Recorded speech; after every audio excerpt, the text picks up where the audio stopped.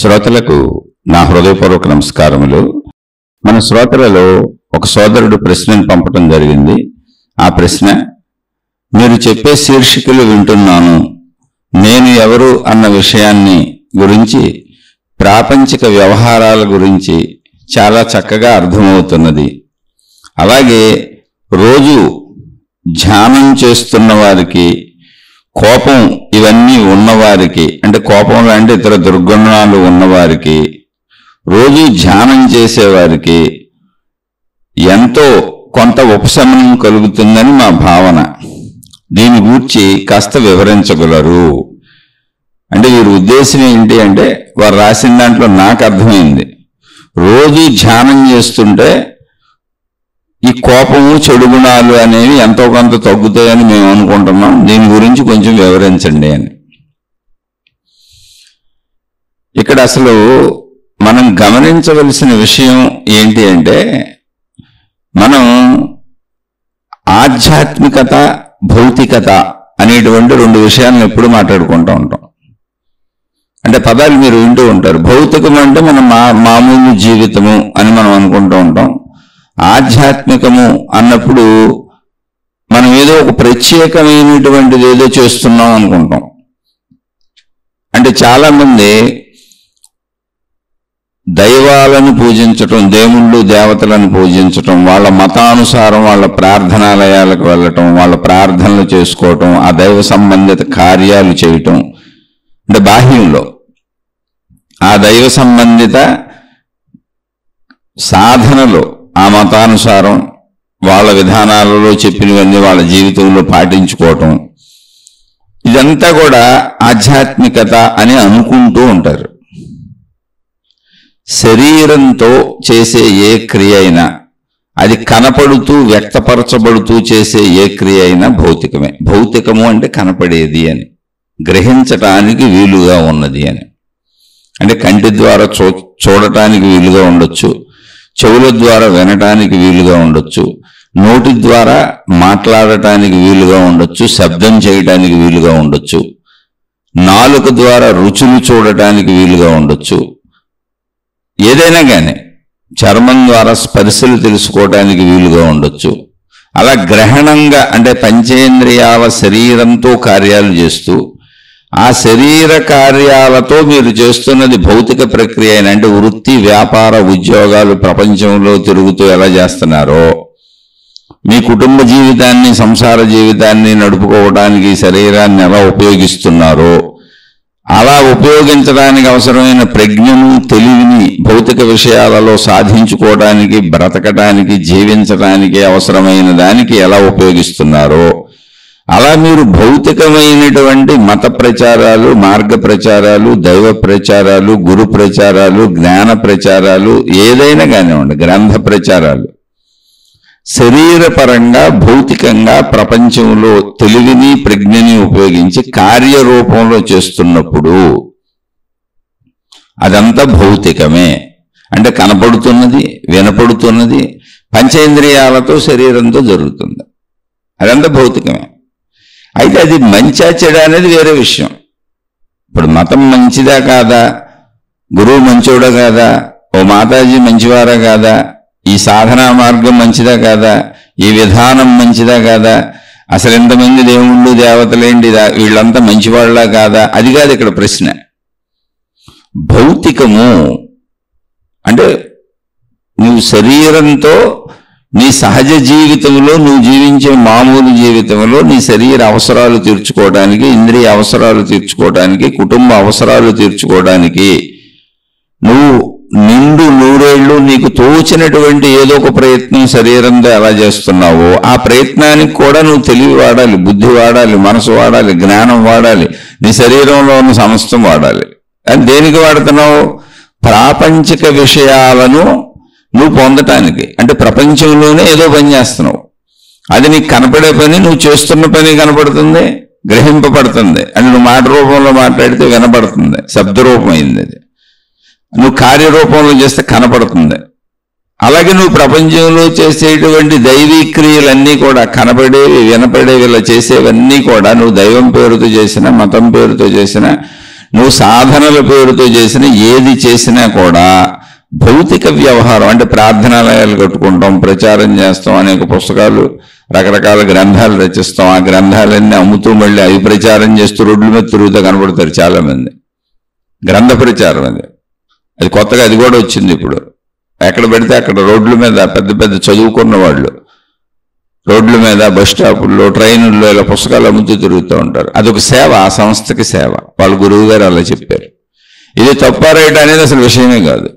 అంటే ప్రతి మతము, ప్రతి గురువు, ప్రతి మార్గము, ప్రతి విధానము ఏం చెబుతున్నారంటే వాళ్ళ యొక్క సమూహాన్ని, అంటే వాళ్ళని అనుసరించేటువంటి వాళ్ళ శిష్యగణం కావచ్చు, భక్తగణం కావచ్చు, వాళ్ళ యొక్క సమూహము, ఆ మతపు సమూహం కావచ్చు, ఆ మార్గపు సమూహం కావచ్చు, ఆ దైవపు సమూహం కావచ్చు, వాళ్ళందరికీ కొన్ని పద్ధతులు, విధానాలు చెప్పి వాళ్ళ యొక్క సేవలుగాను, అదంతా భక్తిగాను, భక్తి తత్పరతగాను, ఆ మతం పట్ల, ఆ దేవుడి పట్ల, ఆ గురువు పట్ల, ఆ విధానం పట్ల వాళ్ళు చూపించేటువంటి కృతజ్ఞత అనేది అది భగవంతుడికి చెందేటువంటి సేవగాను అలా వాళ్ళ సమూహాన్ని ప్రేరేపితం చేస్తున్నారు.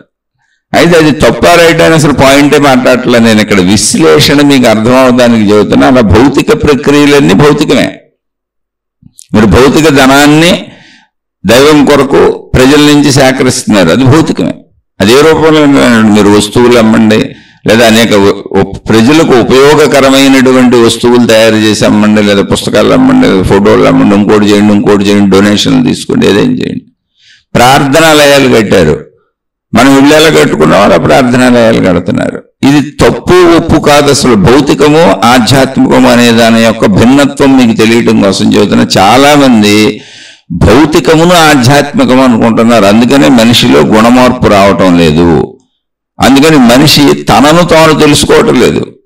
ఓ గురువుని తెలుసుకుంటాడు, ఒక మతాన్ని తెలుసుకుంటాడు, ఒక గ్రంథాన్ని తెలుసుకుంటాడు, అద్భుతమైనటువంటి వాక్చాతుర్యం కలిగినటువంటి జ్ఞానంతో ఉపన్యాసాలు ఇచ్చేస్తూ ఉంటాడు, పరమత గ్రంథాలను చదువుతాడు, తన మత గ్రంథాలను చదువుతాడు, ఇతర గురువులు రాసిన గ్రంథాలన్నింటినీ చదువుతాడు. వాటన్నింటినీ పోల్చేసి వాటన్నింటిలోని పోలికల్ని అటునుంచి ఇటు, ఇటు నుంచి అటు తిప్పేసి ఇవన్నీ నా మతంలో దేవుణ్ణి సమర్థిస్తున్నాయి, ఇవన్నీ నా మతంలోనూ ఉన్నాయి, ఇవన్నీ నా మతపు దేవుడి గురించే చెబుతున్నాయి, ఇవన్నీ నా గురువు గురించే చెబుతున్నాయి, నా దేవుడి గురించే చెబుతున్నాయి, అన్నింటిలో ఉన్నదాన్ని తెలివిగా, ప్రజ్ఞగా తన దారికి ఎలా మలుచుకొని తన ఎదురుగా కూర్చున్న వాళ్ళందరినీ ఎలా హిప్నటైజ్ చేయాలనేది నేర్చుకుంటారు. ఇప్పుడు మీరు చూస్తే మతాలన్నింటిలో జరుగుతుంది అదే. ఒక మతం పేరు, వాళ్ళ ఆకృతి అదే, వాళ్ళ వేషధారణ అదే, వాళ్ళు పలికే పలుకులు అదే. కానీ పరమత గ్రంథాలను కూడా ఉచ్చరిస్తూ అందులో ఫలానా దాంట్లో ఫలానా చోట ఫలానా విషయం ఉంది అని టకటకటకటక చెప్పేస్తుంటారు. నిజంగా ఆ మతపు అనుయాయులు ఎవరు ఆ గ్రంథాలు అసలు అంత ఇదిగా చదివి ఉండరు కూడా. అంటే వీళ్ళు ఇది వృత్తిగా, ప్రవృత్తిగా పెట్టుకున్నారు. దాన్ని ఎంత తెలివిగా నడుపుకుంటూ ఉంటారంటే ఎదుటవాడి ప్రొడక్ట్ను పడేయటానికి, తన ప్రొడక్ట్ గొప్పతని చెప్పడానికి, ఎదుటివాడి ప్రొడక్ట్ అని డైరెక్ట్ గా ఉద్దేశించకుండా అనేక అడ్వర్టైజ్మెంట్లు వస్తూ ఉంటాయి చూడండి. అది డూప్లికేట్ అని, అది ఒరిజినల్ అని, అది పనికిరాందని, అది పనికొచ్చేదని, ఇదిగో ఇది మాత్రమే మీకు ఉత్తమమైన నాణ్యమైన సరుకని, మిగిలినవన్నీ డమ్మీ సరుకులని పేర్లు చూపించకుండా వాటికి తగిలేలా అడ్వర్టైజ్మెంట్లు ఇస్తూ ఉంటారు. ఇదొక నెగిటివిటీలో పాజిటివ్ అడ్వర్టైజ్మెంట్. ఇప్పుడు మా గురించి నెగిటివ్ అడ్వర్టైజ్మెంట్ చేశారు, వీళ్ళని కోర్టులోకి వేసేద్దామా అంటే అక్కడ కనబడదు, వాళ్ళ పేరు ఉండదు, వాళ్ళ ఊరు ఉండదు, కానీ వాళ్ళని సూచించేలా ఇది ఉంటుంది. చాలా అద్భుతం. అలా పరమతాలు, మతాలన్నీ ఒకటే, మార్గాలన్నీ ఒకటే, దేవుళ్ళందరే ఒక్కటే అన్నట్టు చెబుతూ ఆ చెబుతున్న వ్యక్తి వాళ్ళ మత వేషధారణలో ఉంటాడు. వేషధారణ అంతా వాళ్ళ మతాందే. మాట్లాడితే వాళ్ళ మతపు దేవుడు, వాళ్ళ మత పదాలే నోట్లోంచి వస్తూ ఉంటాయి. కానీ పక్క మతానికి సంబంధించినటువంటి మత గ్రంథాల పేర్లు చెబుతారు, అందులో ఉండేటువంటి విశేషాలు చెప్తారు. ఆ విశేషాలన్నీ ఇదిగో మేము చెప్పేది, మా గ్రంథంలో చెప్పేది, మా దేవుడు చెప్పేది అన్నీ సూచిస్తున్నాయి. కాబట్టి ఆఖరికి ఫైనల్గా 2-3 గంటల ఉపన్యాసం, లక్షల మందిని కూర్చోబెట్టి ఉపన్యాసం చెప్పి అన్ని మత గ్రంథాలను ఆదరిస్తున్నట్టు అన్ని మతాలకు సంబంధించిన వాళ్ళని అక్కడ కూర్చోబెట్టి ఆ మత పెద్దలను కూడా పిలిచి కూర్చోబెట్టి చాలా తెలివిగా మాట్లాడి అన్ని మత గ్రంథాలలోని విషయాలను చెబుతున్నట్టుగా అందులోంచి తీసి, అంటే తమకు అనుకూలమైన వాటిని తీసి, ఆ అనుకూలమైన వాటిని మళ్ళీ తమ మతంలో, తమ గ్రంథంలో, వాళ్ళు తమ పెద్ద, తమ దేవుడు, తమ మాతకు పెద్ద ఏం చెప్పారో అదే చెబుతుంది కనుక ప్రపంచం మొత్తం ఉన్నది ఒకటే మతం, అది మా మతం అని చెబుతారు ఆఖరికి. ఎంత తెలివిగా ఉందో చూడండి, అసలు అది పట్టుకోలేరు ఎవరు. అంటే ఎంతో జ్ఞానవంతులు అయితే తప్ప దాన్ని పట్టుకోలేరు. అలా ఏదో స్లో పాయిజన్ అంటారు. స్లో పాయిజన్ అంటే ఏంటంటే ఒక్కసారిగా చంపట్లేదు మనిషిని, రోజు వాళ్ళు తినే ఆహారంలో కొద్ది కొద్దిగా ఏదో కలుపుతున్నారు. అది హఠాత్తుగా తెలీదు, ఎప్పటికో చచ్చిపోతాడు. స్లో పాయిజనింగ్ అంటారు, సినిమాల్లో చూపిస్తూ ఉంటారు అక్కడక్కడ మంచిగా ప్రేమగా ఉన్నట్టు నటిస్తూ. ఇది భౌతికత, దాన్ని ఆధ్యాత్మికం అనకూడదు. భౌతిక తెలివితేటలు ఇలాగే ఉంటాయి, ఇవన్నీ ఒక దరిద్రపు తెలివితేటలు. కానీ అలాని వాళ్ళని నిందించాల్సిన అవసరం మనకు లేదు. ఎందుకంటే మళ్ళీ ఎప్పుడు గుర్తుపెట్టుకోండి, మనుషుల్లోనే మంచి ఉంటుంది, చెడు ఉంటుంది. ప్రతి మనిషిలోనూ మంచి చెడు ఉంటుంది. ప్రతి మనిషికి నేననే స్వార్థం ఉంటుంది. ప్రతి మనిషి నేననే స్వార్థం నుంచే మొదలవుతాడు. ఆ నేననే స్వార్థం కోసమే, ఆ నేననే స్వార్థ సుఖం కోసమే కుటుంబ వ్యవస్థను ఏర్పరచుకున్నాడు. అప్పుడు నా కుటుంబం అన్నాడు.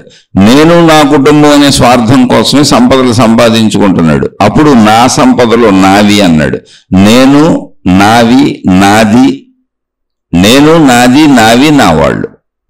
నేను, నాది, నా వాళ్ళు, నావి, ఏదైనా కానీ మొత్తం ఇంతే.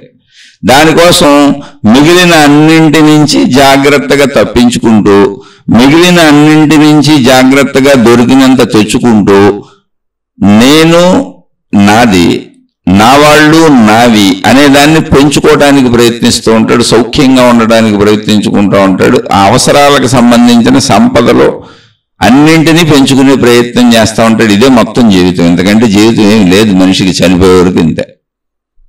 సేమ్ ఇదే ప్రయత్నాన్ని ఒక మతంలోకి తెచ్చుకున్నాడు. ఒక కుటుంబం ఎలాగో అట ఒక మతాన్ని నాదన్నాడు. ఆ మతానికి సంబంధించినటువంటి గ్రంథాలు, విషయాలు, విశేషాలు, ఆచారాలు, సాంప్రదాయాలు, దానికి సంబంధించిన సమస్తం, ఆ మొత్తం సమస్తం ఆ మతానికి సంబంధించినవన్నీ నావి, ఆ మతం నాది. ఇప్పుడు తెలివిగా చుట్టూ ఉన్న ప్రపంచంలో మనం ఎలా అయితే వృత్తి, వ్యాపార, ఉద్యోగాల పేర్లతో చుట్టూ ఉన్న సమూహంలోంచే డబ్బును తెచ్చుకుంటూ ఉంటాం వెళ్ళి. ఎవరైనా డబ్బు మనుషుల నుంచే మనుషులు సంపాదించాలి, ఇంకో మార్గమే లేదు. మీరు అరణ్యాలలోకి వెళ్ళి జంతువులతో వ్యాపారం చేసి డబ్బు తేలేరు. మీరు ఎక్కడ డబ్బు సంపాదించాలన్నా, ఎక్కడ మీ అవసరాలు తీర్చుకోవాలన్నా మనుషుల నుంచే పొందాలి. ఆఖరికి మీరు ఒకవేళ జంతువులను పట్టుకొచ్చారనుకోండి, మనుషులకే అమ్మాలి. ఇప్పుడు మాంసాహారం తినేవాళ్ళకి చేపలు, రొయ్యలు, ఏ ఒకటి సంథింగ్, కోళ్ళు, అవి పట్టుకొచ్చేవాళ్ళు అందరూ, పెంచేవాళ్ళు అందరూ ఎక్కడ ఎవరికి అమ్మాలి? మనుషులకే అమ్మాలి. మాంసాహారం తినే మనుషులకి అమ్మాలి. ఇప్పుడు ఈ వ్యవసాయ వృత్తులు చేసే వాళ్ళందరూ, వాళ్ళు పండించే ఆహార ధాన్యాలు, కూరగాయలు, ఇవన్నీ పండ్లు, ఫలాలు ఎవరికి అమ్మాలి? మనుషులకే అమ్మాలి. అంటే మనుషులకు అవసరమైనవి ఉత్పత్తి చేసి మనుషులకే అమ్ముకొని బ్రతకాలి. ఎందుకంటే దారి లేదు. ఇప్పుడు మతాలు ఎక్కడ బతకాలి? అవి కూడా మనుషుల దగ్గరే బతకాలి. మళ్ళీ ఏ మనుషుల్ని ఆకర్షించాలి? ఆ ఉన్న మనుషుల్ని ఆకర్షించాలి. ఏ మనుషులతో సమూహం ఏర్పరచుకోవాలి? ఆ ఉన్న మనుషులతోనే సమూహాలు ఏర్పరచుకోవాలి. ఇప్పుడు ఈ మతాలు ప్రార్థనాలయాలు ఎక్కడ కట్టుకోవాలి? మనుషుల దగ్గర కట్టుకోవాలి. ప్రార్థనాలయాలు ఎవరి కోసం కట్టాలి? మనుషుల కోసం కట్టాలి. ప్రార్థనాలయాలకు ఎవరు వెళ్తారు? మనుషులే వెళ్తారు. ఆచార సాంప్రదాయాలు, విధానాలు, పద్ధతులు ఎవరికి బోధించాలి? మనుషులకే బోధించాలి. అవన్నీ ఎవరు పాటించాలి? మనుషులే పాటించాలి. ఇలా ఎవరికాళ్ళు సమూహాలు ఏర్పరుచుకొని భౌతిక ప్రపంచంలో వ్యాపారస్తులైన వాళ్ళు ఎంత విజృంభణగా తన యొక్క ప్రొడక్ట్ను అమ్ముకోవటం కోసం ప్రజల వైపు వెళ్తున్నారో, అంటే ఎవరు ఎంత బాగా అమ్ముకుంటే వాళ్ళు అంత గొప్పోళ్ళు అంతే. ఇప్పుడు బాగా లాభాలు ఎవరికి వస్తాయి? బాగా ప్రజలు ఏ వస్తువులు కొంటారో, బాగా ప్రజలు ఏ వస్తువులకు అట్రాక్ట్ అవుతారో, నమ్ముతారో, కొంటారో. అలా నమ్మాలి, కొనాలి, అట్రాక్ట్ అవ్వాలి అంటే వాళ్ళు అడ్వర్టైజ్మెంట్లు ఇచ్చుకోవాలి, వస్తువులు తయారు చేయాలి. అందులో నాణ్యత, విషయాలు, ప్రజల్ని ప్రభావితం చేయడం మీద వస్తువు అమ్మకం ఉంది. అందుకని పెద్ద పెద్ద సెలబ్రిటీస్తో అడ్వర్టైజ్మెంట్లు ఇప్పిస్తారు. ఇప్పుడు ఒక బట్టల అడ్వర్టైజ్మెంట్, ఒక సబ్బు అడ్వర్టైజ్మెంట్, ఒక పేస్ట్ అడ్వర్టైజ్మెంట్, ఏదైనా ప్రపంచంలో ఉన్న ఏ వస్తువైనా ఇప్పుడు అడ్వర్టైజ్మెంట్ ద్వారానే ప్రజలకు తెలుస్తుంది. అది ప్రపంచంలో ఉన్నటువంటి సుమారు 200 దేశాలలో ఎక్కడైనా ఉత్పత్తి అవునే ఉన్నాయి. మనకేం తెలుసు ఎక్కడ ఉత్పత్తి అయిందో? కానీ మన ఇంట్లో మనకు ఎలా తెలుస్తుందంటే మన చేతిలో ఉన్న సెల్ ఫోన్లో, మన ఎదురుగా ఉన్న టీవీలో అడ్వర్టైజ్మెంట్. అంటే ప్రచారము. ఓకే, ఇప్పుడు ఇదంతా భౌతికమేగా. ఇలాగే ప్రచారం జరుగుతుంది ఒక మతానికి, ఒక దేవుడికి. అది కూడా నీ సెల్ ఫోన్లోకి వచ్చేస్తుంది. ఫలానా దేవుడికి సంబంధించింది డొనేషన్లు పంపండి, నిత్యం రోజు వస్తూనే ఉంటాయి. అసలు నీ ఫోన్ నెంబర్ దొరికింది అవుట్, ఎన్ని ఫోన్లు వస్తాయో తెలియదు. అలానే నేను తప్పు రైట్ అని అసలు చెప్పట్లా. సోషల్ మీడియా వచ్చింది, ఎవరి దేవుడి గురించి వాళ్ళు, ఎవరి మతం గురించి వాళ్ళు, ఎవరి కాళ్ళు. అయితే వీళ్ళందరూ ఎక్కడ చేయాలి ఇవన్నీ? ఒక ప్రపంచంలో బ్రతకదలిచినటువంటి వృత్తి వ్యాపార ఉద్యోగాలతో బ్రతకడానికి అవసరమైన బ్రతుకు తెరువు కోసం, ధన సంపాదన కోసం, తన కుటుంబం కోసం ప్రయత్నించే మనిషి ఎక్కడ ప్రయత్నిస్తున్నాడో, తన మతం కోసం, తన దేవుడి కోసం, తన ప్రార్థనాలయం కోసం, తన మత అభివృద్ధి కోసం, తన మత ప్రచారం కోసం, తన దైవ అభివృద్ధి కోసం, దైవ ప్రచారం కోసం ఈ మనుషులు అక్కడే ప్రయత్నిస్తున్నారు. ఇప్పుడు మామూలుగా మనిషి ఎవరైనా సరే, భౌతికం అంటే అర్థం చేసుకోండి, బ్రతకటానికి శరీరానికి ఆకలి పెట్టబడింది కాబట్టి నువ్వు తప్పించుకోవడం కుదరదు. ఆకలిని వదిలేద్దాంలే అనుకోవడానికి ఛాన్స్ లేదు. బ్రతికంటే పుట్టిన బిడ్డ పుట్టక ముందు తల్లి గర్భంలో మాట వదిలేయండి, అక్కడ కూడా తల్లి గర్భంలో ఆకలే ఉంది, తల్లి శక్తిని తీసుకుంటాడు. పుట్టిన బిడ్డ పుట్టినప్పటి నుంచి ఆహారం కావాల్సిందే, తల్లిపాలతో మొదలైన ఆహారం. మరణించే రోజు ఆఖరికి ఆ నోట్లో పోసేటువంటి గుక్కడి నీళ్లు గుటక పడిందా లేదా అని చెక్ చేయడానికి, చనిపోయారా బతికే ఉన్నారా వరకు అవసరమే అన్నప్పుడు ఇది సృష్టి చేసిన ఏర్పాటు, దానికోసం ప్రయత్నించక తప్పదు. అలాగే పంచేంద్రియాలు అంటే కంటికి చూడాలనిపించడం ఆకలి, చెవికి వినాలనిపించడం ఆకలి, ముక్కుకు వాసన చూడాలనిపించడం ఆకలి, నిరంతరం గాలి పీల్చుకోవలసిన అవసరం ఆకలి. అది తప్పనిసరి అవసరం, గాలి పీల్చుకుంటే కానీ బతకలేము. ఆకలి కంటే ముందు పెద్ద ఆకలి అది. అయితే అది ఆటోమేటిక్గా జరుగుతుంది, కానీ పీల్చుకుంటానే ఉండాలి. ఎందుకంటే ఆస్మా పేషెంట్లకి గాలి బాధ తెలుస్తుంది, గాలి పీల్చుకోలేని పరిస్థితుల్లో ఇబ్బంది పడుతూ ఉంటారు, అప్పుడు తెలుస్తుంది అది దాని యొక్క విలువ ఏంటో. అలా నీటి అవసరం, అన్ని సహజంగా అవసరమే. శారీరక కోరికలు, చర్మానికి స్పర్శలు, ఇవి తప్పవు కనుక మనిషి భౌతిక ప్రపంచంలో ఈ కనపడుతున్న శరీరానికే, కనపడుతున్న ఇంద్రియాలతో, కనపడుతున్న అవసరాలు, వాటి కోసం కనపడుతున్న ప్రపంచంలో ప్రయత్నించుకోక తప్పదు. ఇది భౌతికం. ఆ ప్రయత్నం ఎలా ప్రయత్నిస్తారు అనేది వాళ్ళ యొక్క స్థితి, గతి, పరిస్థితిని బట్టి ఉంటుంది. ఈ ప్రయత్నాలు జరుగుతూ ఉంటాయి. ఆ ప్రయత్నాలలోనే సమాజం ఎంత అభివృద్ధి చెందుతూ ముందుకు వచ్చేసింది అంటే, మనిషికి అవసరమైనటువంటి వస్తువులను కోటాను కోట్లు తయారు చేసుకొని, ఆహార ధాన్యాలు మొదలుకొని, వస్త్రాలు మొదలుకొని, మనిషికి అవసరమైన సమస్తము మనిషే ఉత్పత్తి చేస్తూ, అంటే ప్రపంచ దేశాలలో ఉన్న మనుషులందరూ, ప్రతి మనిషి ఏదో ఒక రకమైన కష్టపడితే కానీ ఆ ఉత్పత్తులు మన ఇంటి దాకా చేరవు, ప్రపంచం మొత్తం అందరికీ. కాబట్టి అవి తెలియటం కోసం ప్రచారం మొదలుపెట్టారు. అక్కడ కాంపిటీషన్ వచ్చింది, వ్యాపారం అయింది, వృత్తి వ్యాపార ఉద్యోగాలు ఏర్పడినాయి. ఇందులో ఈ కాంపిటీషన్లో ఎవరికి వాళ్ళు ఎంత ఎక్కువ సంపాదించుకుంటే అంత సుఖపడతాం, ఎంత ఎక్కువ పోగేసుకుంటే అంత హాయిగా ఉంటాం, లేకపోతే దొరకపోతే ఇబ్బంది కదా అనేటువంటి అవసరాన్ని ఆధారంగా చేసుకుని, అవసరం నుంచి అది కోరికలై లగ్జరీస్ అయి, ఈ కోరికలు అవసరంగానే కనబడుతున్నాయి, లగ్జరీస్ అవసరంగానే కనబడుతున్నాయి. ఎందుకంటే అలవాటైనాక అన్ని అవసరాలే. ఆ అవసరాలు తీరవేమో అన్న భయంతో తరాలకంటే నా తరం కాదు, నా బిడ్డల తరం కాదు, వాళ్ళ బిడ్డల తరం కాదు, వాళ్ళ బిడ్డల తరం కాదు, వాళ్ళ బిడ్డల తరం కాదు, నా తరతరాలకి ఎంత సంపాదించినా అంతు లేదు అనే ప్రయత్నంలో విపరీతమైన పోటీతో భౌతిక ప్రపంచంలో వెళ్తున్నారు. ఇందులో ఏం తప్పు లేదు, ఇది నిజం కూడా. ఎందుకంటే నా బిడ్డలు పస్తు పడుకుంటే నేను భరించలేనుగా, వాళ్ళ బిడ్డలు పస్తు పడుకుంటారేమో అన్న ఊహను కూడా భరించలేనుగా. ఎందుకని లేకపోతే నేను, నాది, నా వాళ్ళు పనిచేయదుగా. ఇదే మనిషికి ఉన్నది బంధం, బాంధవ్యం. ఇది సృష్టి ఏర్పాటు చేసింది. దీనిని భౌతికము అంటారు. చక్కగా అర్థం చేసుకోండి. ఇదంతా ఎందుకో సోది చెబుతున్నాం అని అనుకోబాకండి. ఇది ఆధ్యాత్మిక చదువు, ఆత్మజ్ఞాన చదువు. కాబట్టి ముందు పరిస్థితులను గ్రహిస్తూ మనం ఎలా ఉన్నామో తెలుసుకుంటూ, ఎలా ఉంటున్నామో తెలుసుకుంటే మన అసలు ఆధ్యాత్మికమా భౌతికమా, మనది భక్త్యా కాదా, ఏంటి అసలు ఇది అని మనకే తెలియాలి. క్లారిటీ ఉండాలి, ప్రయాణంలో మార్గంలో స్పష్టత ఉండాలి. ఇవి భౌతిక అవసరాల కోసం ఇవన్నీ చేసుకోవచ్చు.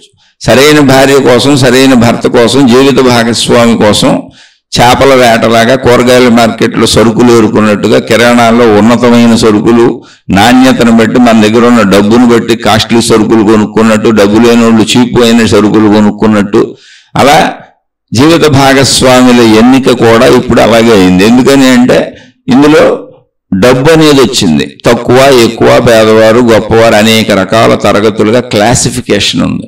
కాబట్టి గంతకు తగ్గ బొంత, అది కూడా తప్పు కాదు. ఎందుకని ప్రపంచంలో నేను అత్యంత పేదవాడిని ఉండి అతి కుబేరుడు కూతుర్ని నాకు ఇచ్చి పెళ్లి చేయమంటే ఎందుకు చేస్తాడు ఆ కుబేరుడు? అవతల బొమ్మంటాడు.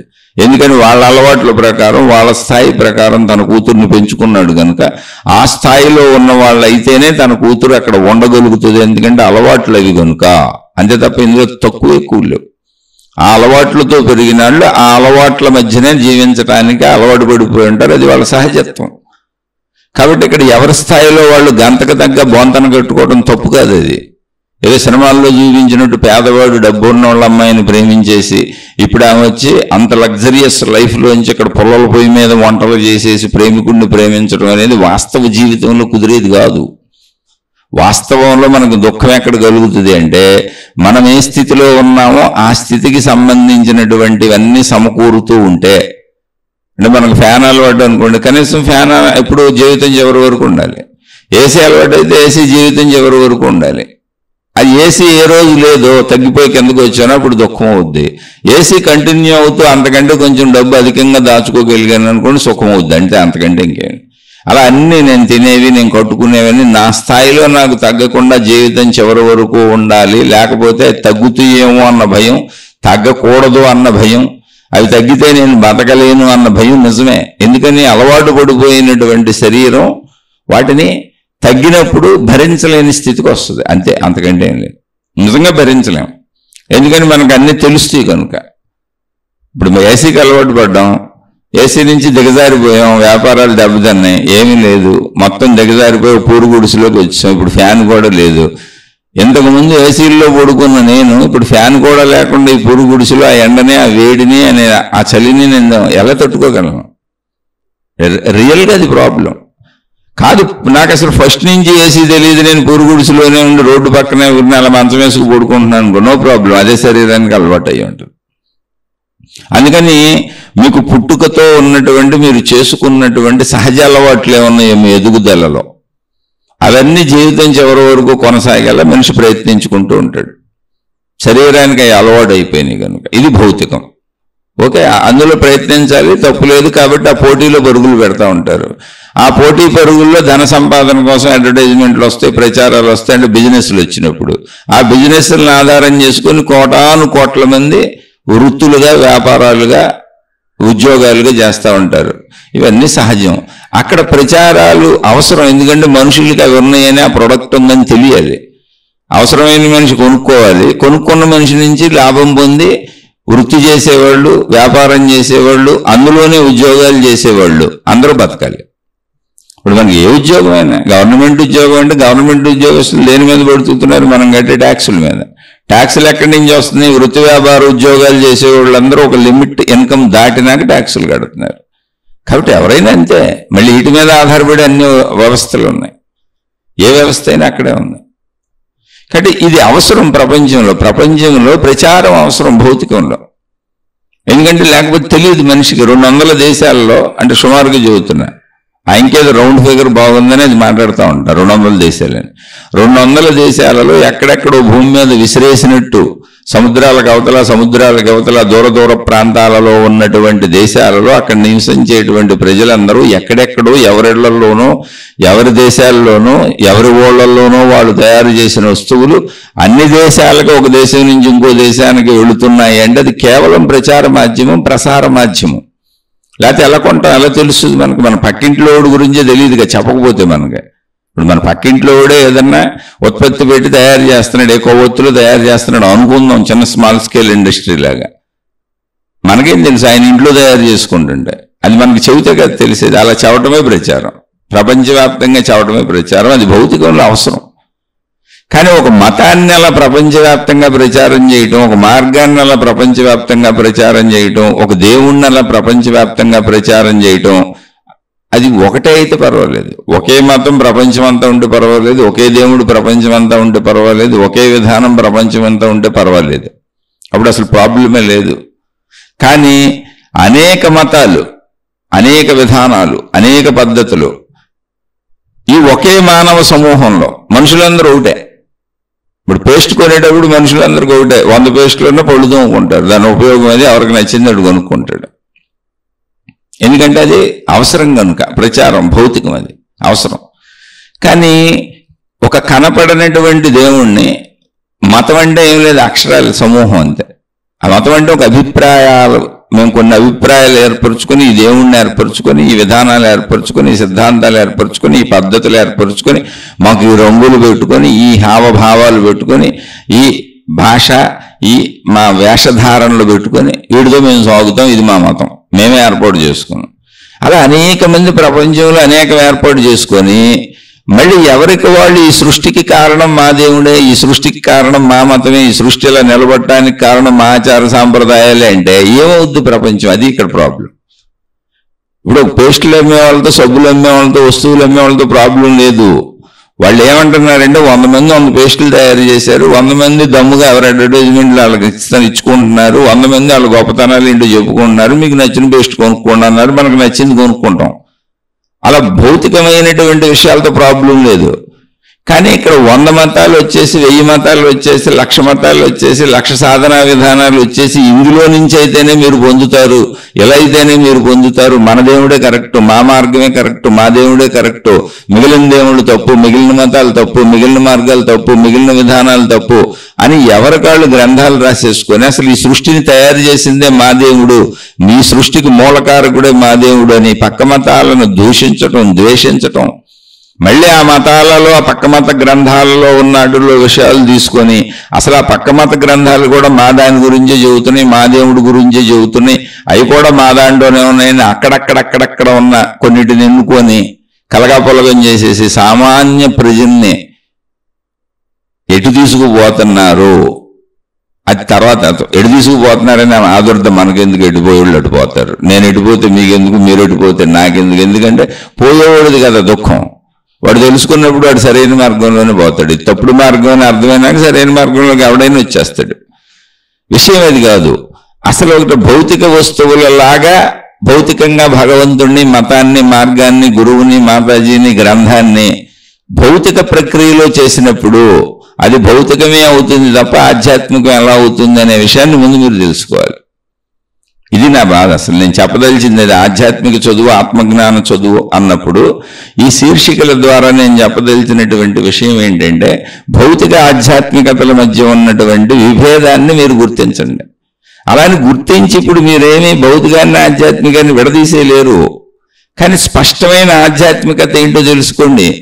మీరు కొన్ని గ్రంథాలను పట్టుకొని మీ వాళ్ళు చెప్పారు కదా అని ఆ గ్రంథాలన్నీ రోడ్ల మీద అమ్మేసి, మీ గురువు గారు చెప్పారు కదా అని ప్రజల చుట్టూ తిరిగేసి వాళ్ళ దగ్గర నుంచి ఏదో ఒక రూపంలో తిమ్మిని దిమ్మించేసి ధన సేకరణ చేసుకొచ్చి దానికి ఏదో రకరకాలు చెప్పొచ్చు. ఎలాగోలో రోజు డబ్బు సంపాదించి, ఎలాగోలో రోజు మీ దేవుడి పేరు చెప్పుకొని ఆ దేవుడిలో ఒక 10 మందిని లాగేసి, మళ్ళీ నువ్వు లాగేసి నీ 10 మంది ఏ దేవుడోళ్ళు? ఆ పక్క దేవుడోళ్ళు. నువ్వు నీ దేవుళ్ళలోకి లాక్కముందు వాళ్ళు ఏదో ఒక దేవుడిని అనుసరిస్తూ ఉన్నోళ్ళే కదా. ఇక్కడ ఆలోచించండి. ఇందులో మీరు డెప్త్గా ఆలోచిస్తే ఎంత దారుణ చర్య ఉందో అర్థమవుద్ది. పైన వెళ్ళిపోతుంటే అదంతా ఉన్నత కార్యంలా కనపడుతుంది. అందుకని ఈ ప్రచారకులను మీరు అద్భుతమైన మహనీయులుగా, మహాత్ములుగా గౌరవించేస్తుంటారు. అది కదా ప్రాబ్లం. అది పై నుంచి చూస్తేనేమో దైవ కార్యంగా, అద్భుతమైన కార్యంగా కనపడుతుంది. కానీ లోతుగా వెళ్ళి చూస్తే, అందులో లోతుల్లోకి జ్ఞానయుతంగా తొంగి చూడగలిగితే మీరు అందులో ఏం కనపడుతుంది? మీరు అసలు ఈ దేవుడి వైపు, ఈ మతంలోకి లాగేస్తుంది ఎవరిని? ఏదో ఒక మతంలో ఏదో ఒక దేవుడితో వెళ్తున్న వాళ్ళని, అందులో ఉన్న వాళ్ళని అది తప్పని, ఇది రైట్ అని ఎలాగోలా నమ్మించి ఇందులోకి లాగేస్తున్నారు. అది మోసమా, కుట్ర, అన్యాయమా, దురాగతమా, దుశ్చర్య?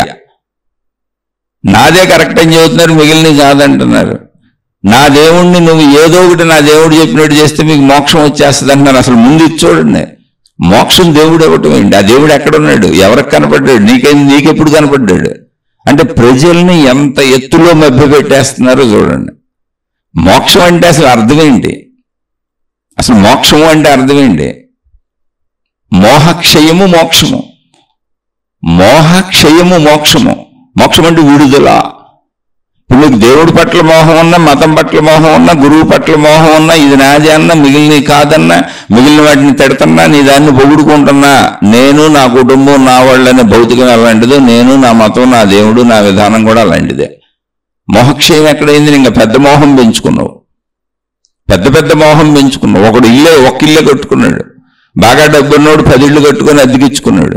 ఇంకా బాగా డబ్బున్నోడు 100 వ్యాపారాలు 1000 వ్యాపారాలు పెట్టి కోటాను కోట్ల మందిని బతికిస్తూ తాను కోటాను కోట్లు సంపాదించుకుంటున్నాడు, రకరకాలు చేసుకుంటున్నాడు. తప్పేం కాదు. ట్యాక్సులు పెట్టారు, గవర్నమెంట్ విధానాలు పెట్టింది, ధర్మంగా నువ్వు ఎన్నైనా చేయొచ్చు అని చెప్పింది. ఇది భౌతికం.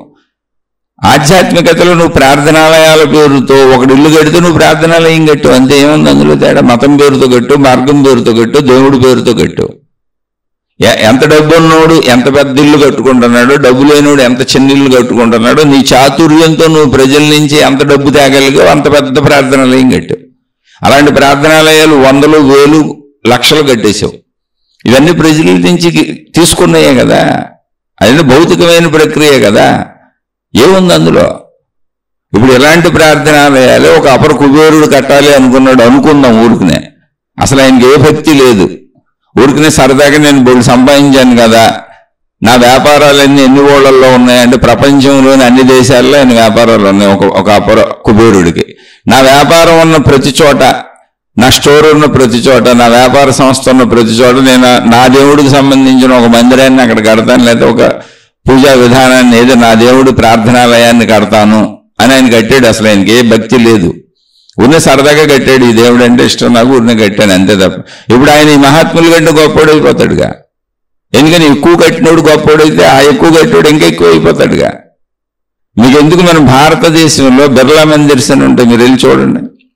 మొత్తం పాలరాతితో ఉంటాయి, హైయెస్ట్ సిటీస్ అన్నిట్లో ఉన్నాయి. అద్భుతంగా వాటిని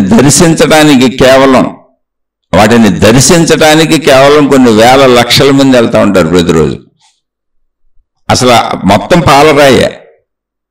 ఇప్పుడు ఆ లెక్కన ప్రార్థనాలయాలు ఎన్ని ఎక్కువ కడితే, ఎంత పెద్దవి కడితే, ఎంత గొప్పవి కడితే, ఎంత ఆడంబరమైనవి చేస్తే వాళ్ళందరూ మహాత్ములు మహనీయులు అనేది, దైవాంశ సంభూతులు అనేది, గురువులు మహాత్ములు అనేది అయితే ఇప్పుడు బిర్లా గారు ఏమైపోవాలి?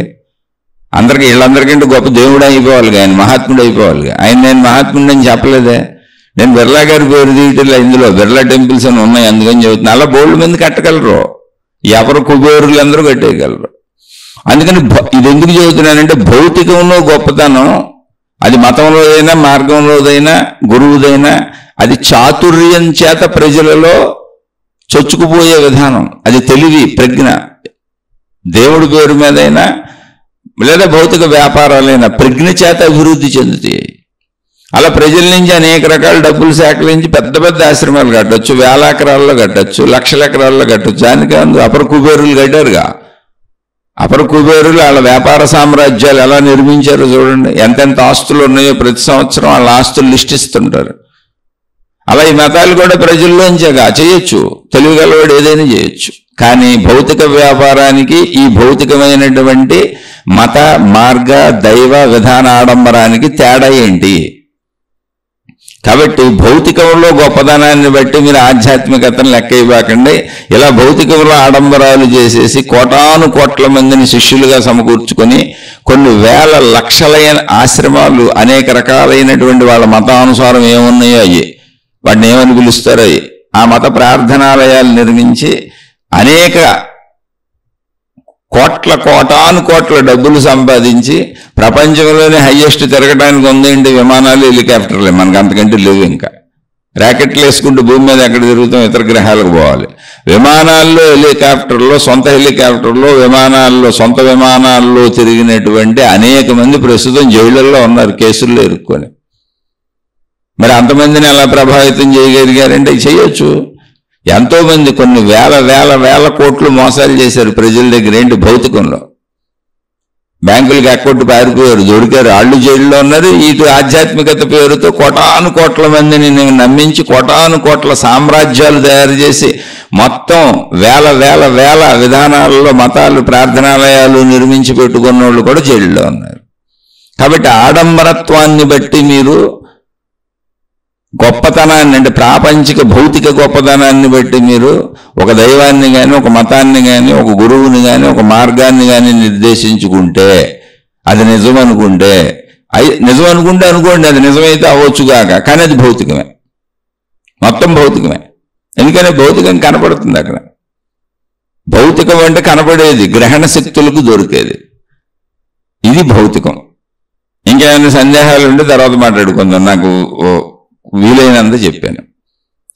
ఇందులో ఇప్పుడు వీరు అడిగింది ఏంటి ప్రశ్నలో, మీరు చెప్పేది బాగానే అర్థమవుతున్నాయండి, కానీ ధ్యానం చేసే వాళ్ళకి కోపతాపాలు, చెడు గుణాలు ఎంతో కొంత ఉపశమనం కలిగిస్తున్నాయని నేను భావిస్తున్నాను, అందులో మీ ఉద్దేశం ఏంటి అని అడిగారు. నాకు అసలు ఏ ఉద్దేశం లేదు.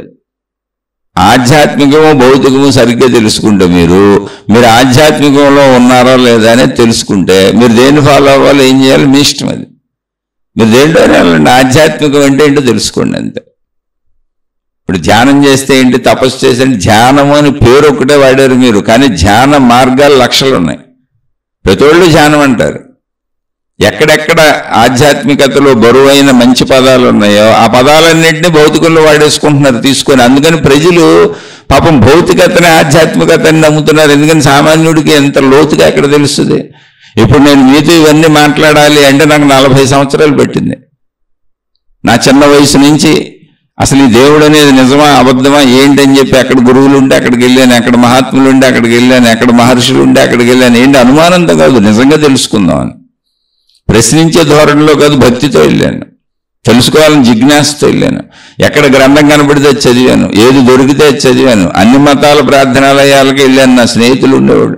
ఆ గ్రంథాలన్నీ నేను చదవగలిగినవన్నీ తెచ్చుకొని చదివాను. అలా 40 ఏళ్ల సుదీర్ఘ ప్రయాణంలో అసలు ఆధ్యాత్మికత అంటే ఏంటి, భౌతికం అంటే ఏంటి, ముందు ఈ రెండింటిని కలపకూడదని తెలిసింది నాకు. ముందు అసలు ఈ రెండు కలపకూడదని. భౌతికంలో దేవుళ్ళందరూ కూడా మనుషులు తయారు చేసుకున్న వాళ్ళు, ఈ విషయం మర్చిపోబాకండి. భౌతికంలో ఎప్పుడూ కూడా సామాన్యుడికి అసలు ఏది భౌతికం ఏది ఆధ్యాత్మికం అర్థం కాదు. భౌతికము అంటే మళ్ళీ మళ్ళీ మళ్ళీ చెబుతున్న దేవుడైనా, అది మామూలైనా, నేనైనా, నా కుటుంబం అయినా, లేదా నేనైనా, నా మతమైనా, భౌతికమైన క్రియలన్నీ భౌతికమే. భౌతిక వేషధారణలన్నీ భౌతికంగా నేను బట్టలు కట్టుకుంటున్నా, అలాగే నా మతానికి సంబంధించిన బట్టలు కట్టుకున్నా, ఆ వేషం వేసుకున్నా, భౌతికమే. భౌతిక ఆధ్యాత్మికాల యొక్క తేడా తెలుసుకోండి. చాలా కష్టం అది. అది తెలియకపోతే అసలు మనిషి నడవటమే కుదరదు, నడకే కుదరదు. అందుకే చాలామంది పాపం భౌతికాన్నే ఆధ్యాత్మికం అనుకుంటూ ఉంటారు. భౌతికంలో దైవ ప్రక్రియలన్నీ ఆధ్యాత్మిక ప్రక్రియలు అనుకుంటూ ఉంటారు.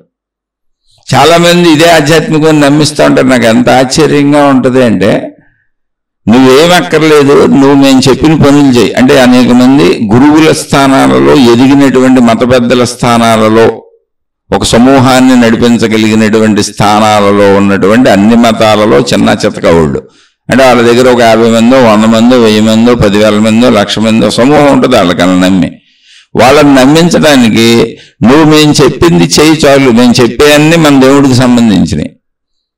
మీకు ఎలా తెలుసండి అంటే ఆ దేవుడు అన్నీ మాకు చెబుతాడు, అవన్నీ మాకు చెప్పేశాడు, మాకు చెబుతాడు, మేము చేసేయన్నీ ఆ దైవక్రియలు. ఎందుకంటే మా జీవితం ఆ దేవుడికి అంకితం చేసేసాం. ఏ దేవుడికి అది అక్కడ ఏ దేవుడు లేడు. అంకితం చేశాను అంటుంది ఎవరు, నువ్వు అనుకుంటున్నావు అంతే. ఫలానా వాడు జీవితాన్ని నాకు అంకితం చేశాడు అని దేవుడు చెప్పాలి. చెప్పే దేవుడు ఉంటే మనుషులందరూ అడ్డపోతారుగా. ఇప్పుడు ఫలానా వాడి జీవితాన్ని నాకు అంకితం చేశాడు, ఫలానా ఆమె జీవితాన్ని నాకు అంకితం చేసింది అని చెప్పే దేవుడు చెబుతున్నాడు అనుకోండి, అప్పుడు మనుషులు నీతో ఎందుకుంటారు, ఆ దేవుడితోనే పోతారు. అంకితం చేశామని చెబుతున్న వాళ్ళు ఎవరో ప్రజలు, మనుషులు చెప్పే మాటలు. అసలు మన మొగుడు చెప్పే మాట పెళ్ళం నమ్మదు, పెళ్ళం చెప్పే మాట మనుషులు నమ్మరు. నీ మాట ఎవరు నమ్మాలి, కానీ నమ్ముతున్నారు దేవుడి పేరు మీద, అది నమ్మిస్తున్నారు. అయితే ఓన్లీ ప్రాబ్లం ఏం లేదు, చేయండి, తప్పే ఉంది. మంచి పనులు ఉంటే తప్పకుండా చేయండి, ఇతరులకు ఉపయోగపడే పనులు ఉంటే తప్పకుండా చేయండి. అది భౌతికమైనా ఏదైనా ఇతరులకు ఉపయోగపడుతుంది, అది మంచి మార్గం, గుణమార్పుకు సహకరిస్తుందంటే చక్కగా వెళ్ళండి, మీకు ఉపయోగపడినా ఇతరులకు ఉపయోగపడినా.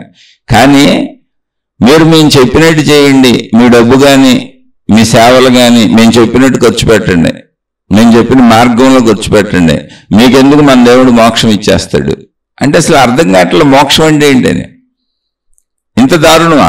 మోక్షం అంటే ఏంటనే నిర్వచనాన్ని అనేక మంది మహానుభావులు ఆత్మజ్ఞానం పేరుతో, ఆధ్యాత్మిక చదువు పేరుతో ఆత్మజ్ఞానపు గ్రంథాలు ఎన్నో అందించలేరు. మోక్షం అంటే మోహక్షయము, మోక్షం అంటే విడుదల, మోక్షం అంటే ఒక అనంతత్వపు ఎరుక, మోక్షం అంటే చాలా సింపుల్గా చెప్పాలంటే నీలోనే ఉన్నటువంటి, నువ్వు గ్రహించినటువంటి, నీ జీవితానికి ఆధారమైనటువంటి, నీ శరీరాన్ని, నీ మనసుని, నీ బుద్ధిని, నీ కదలికలని మొత్తాన్ని కదుపుతున్నటువంటి, నీ కదలికలకి ఆధారమైనటువంటి, నిన్ను నేను అనే భావనలో నిలిపి ఉంచినటువంటి నీ ప్రాణశక్తి ఎరుక, అది నీకు తెలియట. ఇది మోక్షం అంటే.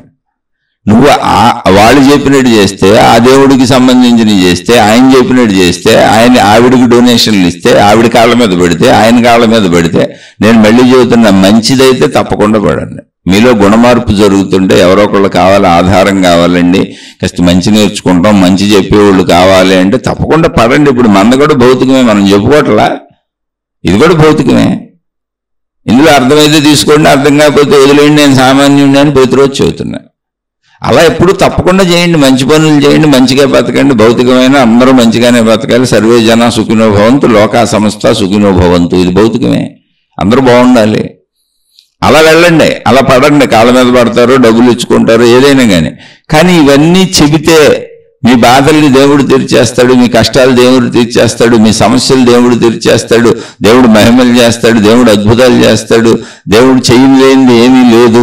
అసలు రోజు ఆ దేవుడు మహిమలు, అద్భుతాలు, ఎవరెవరికి ఏ లాభాలు జరిగినాయో స్టేజీలు పెట్టి అవి చెప్పించేసి ప్రజలందరినీ ఒక అట్రాక్షన్కి గురి చేసి, ఇప్పుడు భౌతికంలో చూడండి, ప్రజలందరినీ ఒక అట్రాక్షన్కి గురి చేస్తూ ఉంటారు.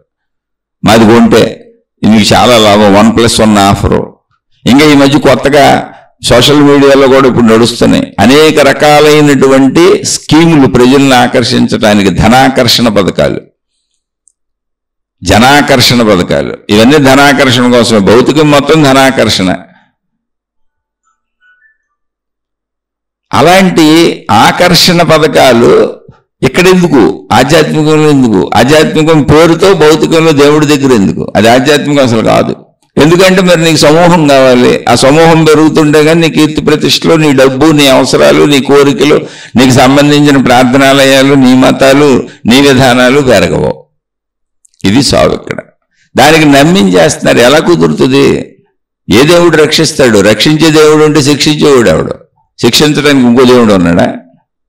ఇప్పుడు ప్రజలకు ఇన్ని యాక్సిడెంట్లు అవుతున్నాయి, ఇన్ని అనారోగ్యాలు వస్తున్నాయి, ఇన్ని కష్టాలు వస్తున్నాయి, ఇన్ని బాధలు వస్తున్నాయి, ఇన్ని రకాల సమస్యలు వస్తున్నాయి. మొత్తం ప్రపంచంలో అసలు సమస్య లేని మనిషి ఉండడు. ప్రపంచం అంతా అనారోగ్యాలు, బాధలు, దుఃఖమయంగా ఉంది. ఆకలికి అన్నమే దొరకని వాళ్ళు బోళ్ళు మంది ఉన్నారు. మనం ఉన్న చోట మన పక్కనే ఉండొచ్చు, లేదా మనం కూడా ఆ స్థితిలో ఉండొచ్చు. ఏదో ఒక ఇబ్బంది ఎవరో ఒకళ్ళు ఫేస్ చేస్తూనే ఉంటారు, ఎదుర్కొంటూనే ఉంటారు. అలాంటప్పుడు రక్షించే దేవుడు మీ దేవుడు అయితే, శిక్షించే దేవుడు ఎవరు? ఎందుకు ప్రజలను అలా 2 విభాగాలుగా కన్ఫ్యూజ్ చేస్తున్నారు?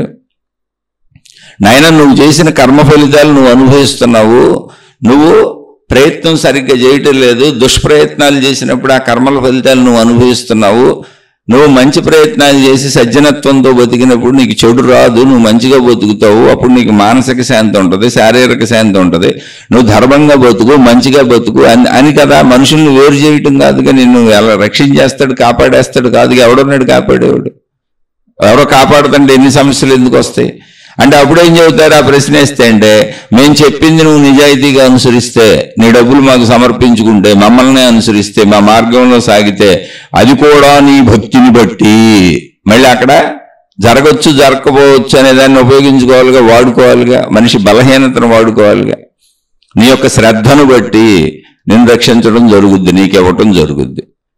అంటే ఇవ్వకపోతే నీకు భక్తి లేదు, శ్రద్ధ లేదు, మేము బాగానే చెప్పాం, మేము బాగానే చెబుతున్నాం, మాదంతా కరెక్టే, తప్పు నీదే. ఒకవేళ నీకు రక్షణ దొరికింది, ఇవ్వబడింది అంటే నువ్వు మా వల్లనే పొందావు. కాబట్టి మా వల్లనే పొందావు కంటే ఇంకా మా ఆయనకే ఉండు, మాకే సమర్పించు, మాతోనే ఉండు, మా సమూహానికి జైకొట్టు, నీ సేవలన్నీ మాకే అర్పించు, నీ ధనం అంతా మాకే అర్పించు. అంటే ఈ కుటుంబ సభ్యుల కోసం ఒక జీవితం ఒక మనిషి కష్టపడటం ఎలాంటిదో నా బాధ్యత, కర్తవ్యం అని ఒక మతంలో, ఒక మార్గంలో, ఒక విధానంలో, ఒక పద్ధతిలో ఇరికించేసి దీనికోసమే కష్టపడేలా వాళ్ళని తయారు చేసేస్తున్నారు. దీనికోసమే జీవితాన్ని అర్పించేలా. అది భౌతికం సార్, అదంతా భౌతికమే. మీరు ఒకవేళ ఇష్టమై వెళ్తే అందులో అభ్యంతరం లేదు. మీకు అందులో నచ్చి మీరు గుణమార్పు కోసమో, లేదా ప్రజలకు ఏదో మేలు జరుగుతుందనో, సేవ జరుగుతుందనో, ప్రజలకు ఉపయోగపడుతుందనో, సేవలు చేద్దామనో, నాకు కూడా ఈ భౌతిక జీవితం ఇంట్రెస్ట్ లేదు, సరదాగా ప్రజలందరికీ మేలు చేసుకుంటూ ఏదో ఒక భక్తి మార్గంలో సాగుతూ మనసును కాస్త శాంతిగా ఉంచుకుంటాను, గుణమార్పు చేసుకుంటాను, ఏదో ధర్మంగా జీవిస్తాను, మంచిగా జీవిస్తాను, మంచిగా జీవించమని చెబుతాను అని వెళ్తే ఓకే, అందులో ప్రాబ్లం అసలు లేదు. కానీ ఇలా నీకు అన్ని రక్షణలు వస్తాయి, నీకు అన్ని మహిమలు జరుగుతాయి, మాయలు జరుగుతాయి, అద్భుతాలు జరుగుతాయి, నిన్ను కాపాడేస్తారు, నీకు ఇబ్బందులు ఉండవు, నీకు డబ్బుకు లోటు ఉండదు, నీకు అనారోగ్యాలు ఉండవు, నీ సర్వ సమస్యలు తీరిపోతాయి, నీ బాధ్యతలు మొత్తం మన భగవంతుడే స్వీకరిస్తాడు, లేదా మన దేవతే స్వీకరిస్తుంది, లేదా మన మత దేవుడే స్వీకరిస్తాడు, నీకెందుకు ఇవన్నీ మేము చెబుతున్నాం, నీ డబ్బులు ఎక్కడ ఖర్చు పెట్టు, నీ సేవలు ఎక్కడ ఖర్చు పెట్టు, ఇవన్నీ తీసేసి ఆఖరికి మోక్షం ఇచ్చేసి నిన్ను తీసుకెళ్ళి ఆయన పక్కన ఆ లోకంలో కూర్చోబెట్టుకుంటాడు, మోక్షం కూడా ఆయనే ఇచ్చేస్తాడు, ఆవిడ ఇచ్చేస్తుంది అంటే ఎలా? అది ఆధ్యాత్మికత. అది తెలిస్తే ఆధ్యాత్మికత. ఇదంతా భౌతికం. ఇందులో మంచి ఉంటే చక్కగా వెళ్ళండి, మంచి నేర్చుకోండి, మంచి చేయండి, మంచిగా ఉండండి, మంచిలో వాళ్ళని అనుసరించండి, తప్పు లేదు. మంచి చేయడానికి ఏదో మార్గం అనుసరించండి, తప్పే ఉంది అందులో. గుణమార్పు కోసం ఏదో ఒక మార్గం అనుసరించండి, అది తప్పు లేదు. కానీ మోక్షము అంటే ఏంటి? మోహక్షయము. నిన్ను రక్షించడానికి ఏ దేవుడు ఉండడో, అలా ఉంటే శిక్షించే దేవుడు ఇంకొకడు ఉండాలి.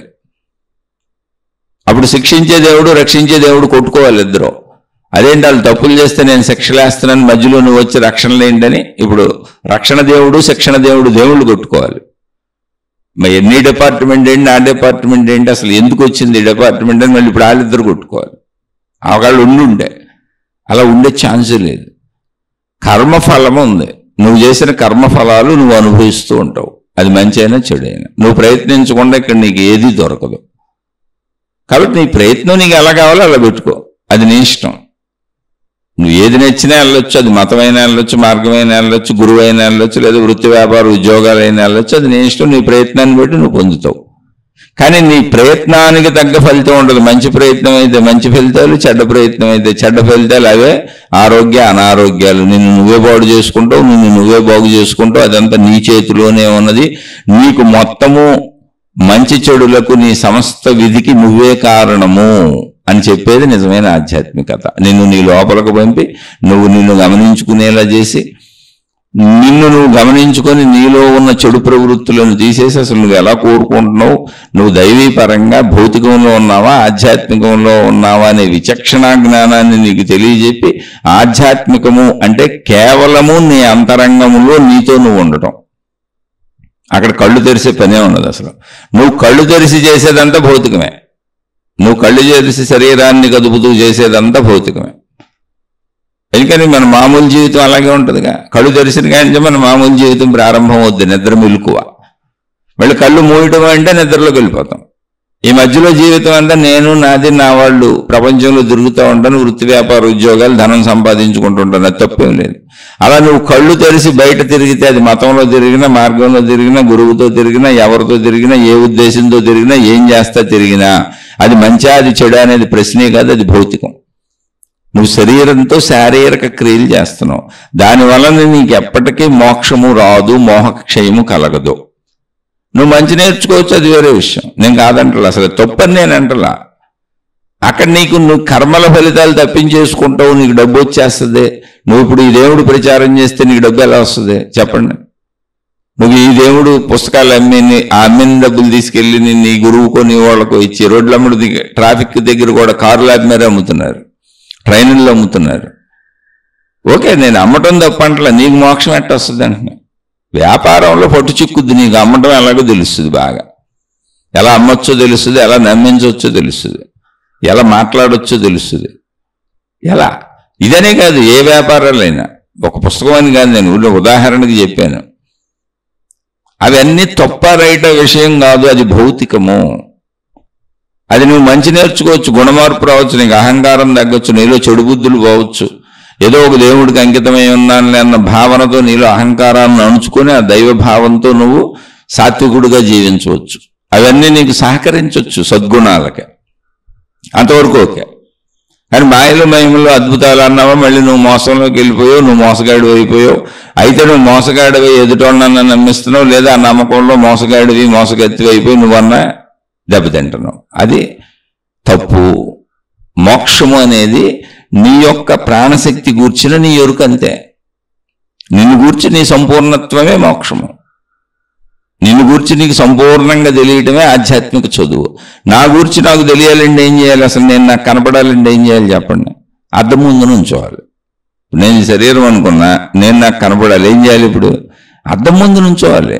లేకపోతే నేను నాకు ఎలా కనపడతాను? నేను అద్దం ముందు నుంచొని రోజు అందరం సరి చేసుకుంటాంగా, ఓకే, అది భౌతికము. అలాగే ఇప్పుడు నేను నాకు నిజంగా నా అంతరంగంలో నేను నాకు కనపడాలంటే నా భావాలు, నా ఆలోచనలు, నా గుణాలు, నా స్వభావం ఏం చేయాలి? నా లోపలికి నేను వెళ్ళాలి. నా లోపలికి నేను వెళ్ళాలంటే నేను బయటకు వెళ్లకుండా ఉండాలి. నేను బయటకు వెళ్లకుండా ఉండేటువంటి ప్రాసెస్ని ధ్యానం అని పిలిచారు. కళ్ళు మూసుకోవటం, ఒక చోట కూర్చోవటం, మెలకువగా ఉండటం, అది ధ్యానము అని ఎందుకన్నారంటే నిద్రపోవటం కాదు, ధ్యాస ఉంది అక్కడ. ధ్యాస దేని మీద ఉంది? నన్ను నేను చూసుకోవటం మీద, నన్ను నేను గమనించుకోవటం మీద ఉంది. నన్ను అంటే ఎవరు? నా లోపల ఆలోచనలు, అదేగా శరీరాన్ని గదిపేది, అదేగా నా గుణమైన ఆలోచనలు, నా ప్రవర్తన, నా స్వభావం అంతా నా లోపల భావాలు, నా ఆలోచనలేగా. అప్పుడు నన్ను చూసుకుంటాను.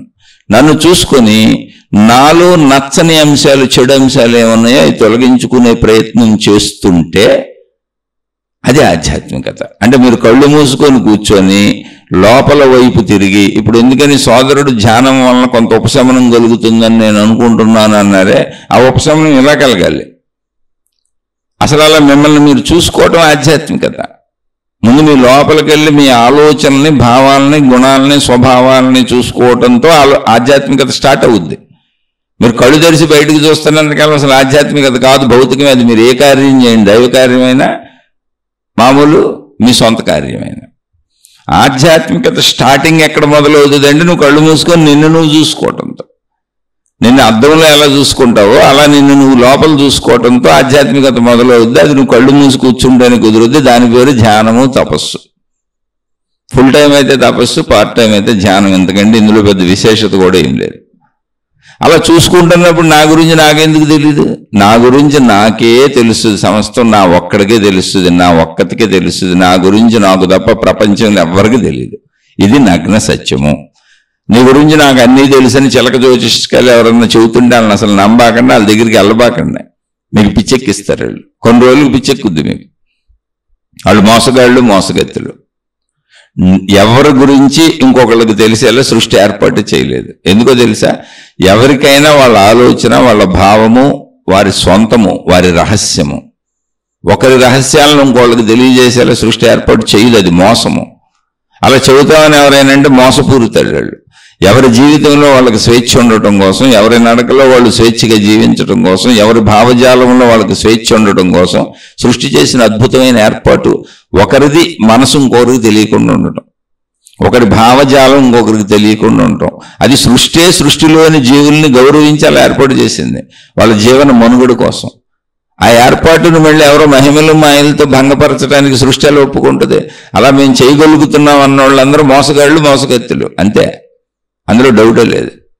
అటువంటి వాటి బారిన పడకండి అంటున్నా, అంతే. నేనని ఆధ్యాత్మికం మొదలెక్కడంటే నిన్ను నువ్వు చూసుకోవటంతో ఆధ్యాత్మికం మొదలవుతుంది. నిన్ను నువ్వు గమనించుకోవడంతో ఆధ్యాత్మికం మొదలవుతుంది.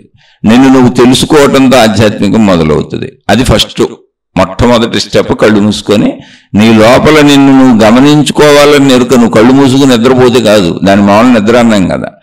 మళ్ళీ కళ్ళు మూసుకొని నువ్వెవరో ఊహించుకుంటూ, ఎవరో నీ గురువు, నీ మతమో, నీ మార్గమో, నీ విధానమో, నీ పద్ధతో చెప్పిన ఊహలన్నీ నువ్వు కల్పించుకుంటూ, నువ్వెక్కడో సూక్ష్మలోకయానాలు, లేకపోతే నువ్వే భావించేసుకున్న రూపాలు భావించుకుంటూ, అనేక లోకాలు తిరిగేస్తూ, అనేక భావనలు చేసుకుంటూ, అనేక దర్శనాలు నువ్వే చేసేసుకుంటూ, ఆ దర్శనాలు ఎవరికి ఊహించుకుంటూ కూర్చుంటే నీకు సంబంధం లేని ప్రక్రియనేదో లోపల నువ్వు చూస్తున్నావు, అంతే. అంటే మనం సినిమాకి వెళ్ళి ఎవడో తీసిన సినిమాని డబ్బులు పెట్టుకొని చూస్తాం. అదే తప్పేం లేదు, ఎంటర్టైన్మెంట్. అందులో ఏముంది? భౌతికమైన చక్కటి ఎంటర్టైన్మెంట్.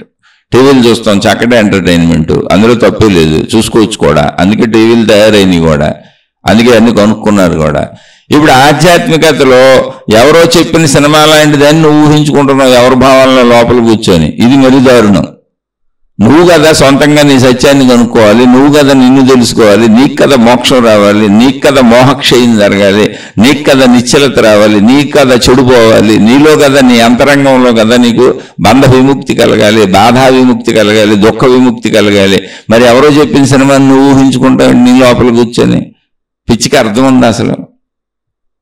ఇది ఊహించుకోండి, మీరిష్టం, ఇంకా మీరే నిర్ణయించుకోండి. నేను జస్ట్ నాది విశ్లేషణ, విమర్శ అస్సలు కాదు.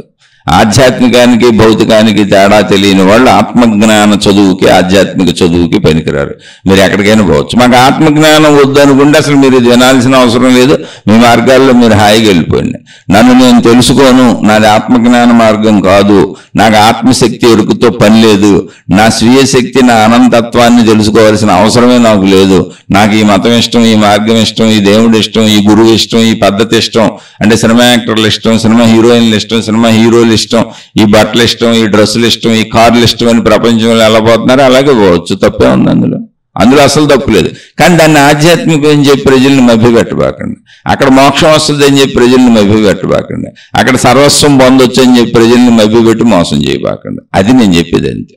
మీకు నచ్చిన వాళ్ళు ఎవరైనా వెళ్ళొచ్చు, సృష్టి స్వేచ్ఛ ఇచ్చింది, ఎవరు ఎటైనా వెళ్ళొచ్చు అని స్వేచ్ఛ సృష్టించింది, కాదని ఊడవుడు అక్కడ. కానీ ఆధ్యాత్మికం అంటే ఇది తెలుసుకోవడానికి నాకు 40 ఏళ్ళు పట్టింది. ఈ 40 ఏళ్ళు నేను తెలుసుకున్న దాంట్లో కూడా సంపూర్ణత్వం ఉండకపోవచ్చు. నేను ముందే చెబుతున్నాను, నేను సామాన్యుడిని, నాకు ఏ ఆత్మానుభవం అవ్వలేదు. జస్ట్ నాకు నేను చదివిన గ్రంథాలు, అనేక మంది మహాత్ములు చెప్పినటువంటి ఉపన్యాసాలు, ప్రవచనాలు విని అందులో నేను క్రోడీకరించి పోగు చేసుకున్న, తెలుసుకున్న, గ్రహించిన జ్ఞానాన్ని మీతో పంచుకుంటున్న. తప్పుంటే వదిలేసేయండి, అసలు పట్టించుకోబాకండి. నన్ను ఒప్పుందనుకుంటే మాత్రం ఖచ్చితంగా అది ఆధ్యాత్మిక మార్గంలో ఆధ్యాత్మిక చదువులో నడవాలనుకున్నోళ్ళు మీరు ఆధ్యాత్మికత అంటే ఏంటో తెలుసుకొని నడవండి అంతే. ఇప్పుడు చెప్పేదంతా అందుకే మనం గ్రహించుకోవటానికి, అలా కూర్చుంటానికి ధ్యానం అని పేరు పెట్టారు అంతే. ఆ ధ్యానం అనే పేరుని 1,00,000 రకాల ధ్యానాలు తయారు చేసేసి ఎవరికాళ్ళు మళ్ళీ నా ధ్యానం గొప్పది, నా విధానం గొప్పది, నా పద్ధతి గొప్పదంటే ఏం చేయాలి? ఇప్పుడు నిద్రపోవడానికి కూడా మార్గాలు చెప్పారు. యోగ నిద్ర సర్వం పోతే ఏం చెబుతున్నారు? ఇంకేం చేయను అలాని నేను ఎవరినో విమర్శిస్తున్నట్టు ఉండదు ఏం చెప్పినా. అందుకే నేను బోల్డ్ తెలిసినా కూడా మాట్లాడతలా. ఆ నిద్రలో కూడా బోల్డ్ చేసుకోవచ్చు మీరేం చెబుతున్నారు అంటే ఏంటి? ఏమి లేదు, జనం ఎటువైపు ఆకర్షింపబడతారు, ఆ తేలికలు అన్నింటినీ ఏదో చేసేద్దాం, గందరగోళం సృష్టిస్తున్నారు. కాదు, ఆధ్యాత్మికం అంటే కేవలం నువ్వు తెలుసుకోవటం, నువ్వు నీకు మాత్రమే తెలియబడతావు, ఈ ప్రపంచంలో ఎవరికి తెలియబడవు, ఇది సృష్టి ఏర్పాటు చేసిన సత్యం, ఆ విషయం నీకు తెలుసు, నీ లోపల నువ్వు చూసుకో. ఇక మహిమల మాయలని నమ్మావా, నీ అంత అమాయకుడు, నీ అంత అమాయకురాలు ప్రపంచంలోనే ఉండరు. అలా ఇవ్వదు సృష్టి ఎవరికి. ఇస్తే అందరికీ సమానంగా ఇస్తుంది. కాళ్ళు అందరికీ 2 పెట్టింది, చేతులు అందరికీ 2 పెట్టింది, కళ్ళు అందరికీ 2 పెట్టింది, చెవులు అందరికీ 2 పెట్టింది, ముక్కు 1 పెట్టింది, 2 రంధ్రాలు పెట్టింది. అందరూ గాలి పీల్చుకోవాలి, అందరూ సూర్యుడితోనే బతకాలి, అందరూ ఆహార పదార్థాలతోనే బతకాలి, అందరూ నీటితోనే బతకాలి. భూమి మీదకి వచ్చి నేను దేవుణ్ణి, నేను గురువుని, నేను మహానుభావుణ్ణి, నేను మహాత్ముణ్ణి, ఇన్ని మహిమలు, ఇన్ని మాయలు, దేవుళ్ళు మాతో మాట్లాడుతున్నారు అన్నోళ్ళు ఎవరైనా సామాన్య మానవుడిలా బతకకుండా, గాలి పీల్చకుండా, నీరు తాగకుండా, అన్నం తినకుండా, వాళ్ళ శరీరం మనలాగా ఎదగకుండా, వృద్ధాప్యానికి రాకుండా, శరీర ఎదుగుదల ఆపేసుకొని యవనంలోనే కూర్చొని మాకు ఏమీ అక్కర్లేదు, గాలి కూడా పీల్చం మేమని బతుకుతున్న వాళ్ళు ఎవరైనా ఉన్నారని చూడండి. వాళ్ళని నమ్మేద్దాం మనం. సాక్ష్యాలు అవి కదా. సాక్ష్యం ఏంటి నమ్మాలంటే?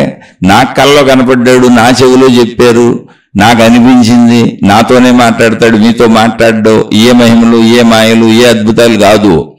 సాక్ష్యం ఏంటంటే నీ శరీరాన్ని యవనంలో పెట్టేసుకో. ఎందుకని? యవనాన్ని మించిన సుఖం ఎక్కడా లేదు.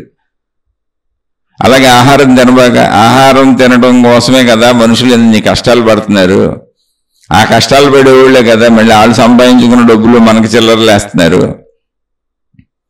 నువ్వు అసలు ఆహారమే తినబాక, నీకు దాని అవసరమే ఉండదు. చక్కగా రోడ్ల మీద నడకెందుకు, కార్లు, వాహనాలు, గొడవలు ఎందుకు, గాలిలో నడిచి వెళ్ళిపో, విమానాలు వెళ్ళినట్టు షార్ట్ కట్లు స్ట్రైట్గా వెళ్ళిపో, ట్రాఫిక్ గొడవ ఉండదు. అలా ఏదైనా బతికి చూపించు. చావు బాక ఇక్కడే ఉండిపో, చావుని తెచ్చుకోబాక ఇక్కడే ఉండు, ఒక 1000 ఏళ్ళు ఉండు, నమ్ముతారు అందరూ, చచ్చినట్టు నమ్ముతారు. నువ్వున్నావని నమ్ముతారు, లేకపోతే నువ్వే దేవుడు అని నమ్ముతారు, లేదా నువ్వు చెప్పిన దేవుడిని నమ్ముతారు, నీ మతం నమ్ముతారు, నీ విశ్వాసం నమ్ముతారు, సంస్థ నమ్ముతారు. నమ్మేలా చెయ్యి, చూపించు, దాన్ని భ్రమలు కల్పించు బాగా. ఇంద్రజాలకులు ఇప్పుడు మెజిషియన్స్ ఒక మామూలు గురువులు చేసేదానికంటే అద్భుతాలు 1000 రెట్లు ఎక్కువ చేయగలరు వాళ్ళు. కానీ అది కోర్సులు చదువుకొని నేర్చుకుంటున్నారు. నేను ఎవరిని విమర్శించట్లా. ఆధ్యాత్మికత అంటే ఏంటో తెలుసుకోండి. కేవలం వ్యక్తిగతం. మనం మాత్రమే మనకు తెలియబడతాం. మన గురించి మనకు సంపూర్ణంగా తెలుస్తుంది. మన మంచి చెడులు మనకు సంపూర్ణంగా తెలుస్తాయి. మన స్వభావం మనకు సంపూర్ణంగా తెలుస్తుంది. ముందు ఆ స్వభావాన్ని గమనించుకోవడంతో ఆధ్యాత్మికత మొదలవుద్ది. ఆ మొదలవడానికి కూర్చునేటువంటి స్థితిని ధ్యానము అన్నారు. ధ్యానము అంటే అర్థం ఏంటంటే ధ్యాసను బయటికి తీసుకెళ్లకుండా, అలానే నిద్రపోకుండా నేను ధ్యాసను ఆపేసుకొని, బయటికి పంపే ధ్యాసను ఆపేసుకొని, శరీర కదలికలను ఆపేసుకొని, నా ధ్యాసనంతా నా వైపు కేంద్రీకరించుకొని, నా లోపలికి తిప్పుకొని నన్ను నేను గమనించుకోవడాన్ని ధ్యానము అంటారు. అంతే. ఇంకా అక్కడ మళ్ళీ మీరు ఏది చేసినా ధ్యానం కాదు. దానికి మీరు ధ్యానం అని పేరు పెట్టచ్చు, ఆ ధ్యానాలకు రకరకాల పేర్లు పెట్టచ్చు, అది మీ ఇష్టం. అవన్నీ భౌతిక క్రియలు, భౌతిక ఎక్సర్సైజులు అంతే. ఆరోగ్యం బాగుండటానికి భౌతికంలో కూడా బోల్డ్ ఎక్సర్సైజులు చెబుతారు. అలాంటి ఏవో ఊహలో కల్పనలో ఉండొచ్చు. అందులో మంచి ఉంటే చేసుకోండి, ఆరోగ్యం బాగుంటుందంటే చేసుకోండి, మీలో గుణమార్పు కలుగుద్దంటే చేసుకోండి. కానీ ఒరిజినల్గా ధ్యానం అంటే ఇది. ధ్యాస ఎటు పోకుండా నా వైపు నేను తిప్పుకుంటా, అక్కడ ఆధ్యాత్మికత స్టార్ట్ అవుద్ది. అలా స్టార్ట్ అయినాక ఫస్ట్ పాయింట్ ఏంటి? అసలు ముందు నాలో చెడు ఉంటే, నాలో చెడు గుణాలు, చెడు స్వభావం ఉంటే, నేను అసలు ఈ శరీరంతో చెడు ఉన్నప్పుడు ప్రపంచంలోకి వెళ్ళి చెడు చేయకుండా ఎలా ఉంటాను? నాలో శాంతం ఎలా వస్తుంది? నా మనోనిశ్చలత ఎలా వస్తుంది? అసలు నన్ను నేను తెలుసుకోవాలంటే ముందు నేను ఎవరో, నేను ఏంటి అని నన్ను తెలుసుకొని, నా మనసును తెలుసుకొని, నా బుద్ధిని తెలుసుకొని, నా ఆలోచన తెలుసుకొని, నా భావం తెలుసుకొని, వీటన్నింటికీ ఆధారమైన నా శక్తిని, నా ప్రాణశక్తిని నేను తెలుసుకోవాలి అంటే చెడుండి, కోరికలుండి, అనేక ఆశలుండి, అత్యాశలుండి, దురాశలుండి ఉన్నప్పుడు బయటకు పరిగెత్తే నేను ఇంద్రియ కోరికల కోసం, ఇంద్రియ అనుభవాల కోసం, నేను వదలలేక, ఇంద్రియ సుఖాలను వదలలేక బయటకు పరుగులు తీసి చెడు పనులు చేసే నేను లోపల నన్ను ఎట్ట చూసుకోగలుగుతాను? అసలు ధ్యానంలో ఎట్ట కూర్చోగలుగుతాను? ఇప్పుడు మా సోదరుడు అడిగింది, కొంతైనా ఉపశమనం వస్తుందేమో ధ్యానం చేశాను. ధ్యానం చేస్తే ఉపశమనం రాదు.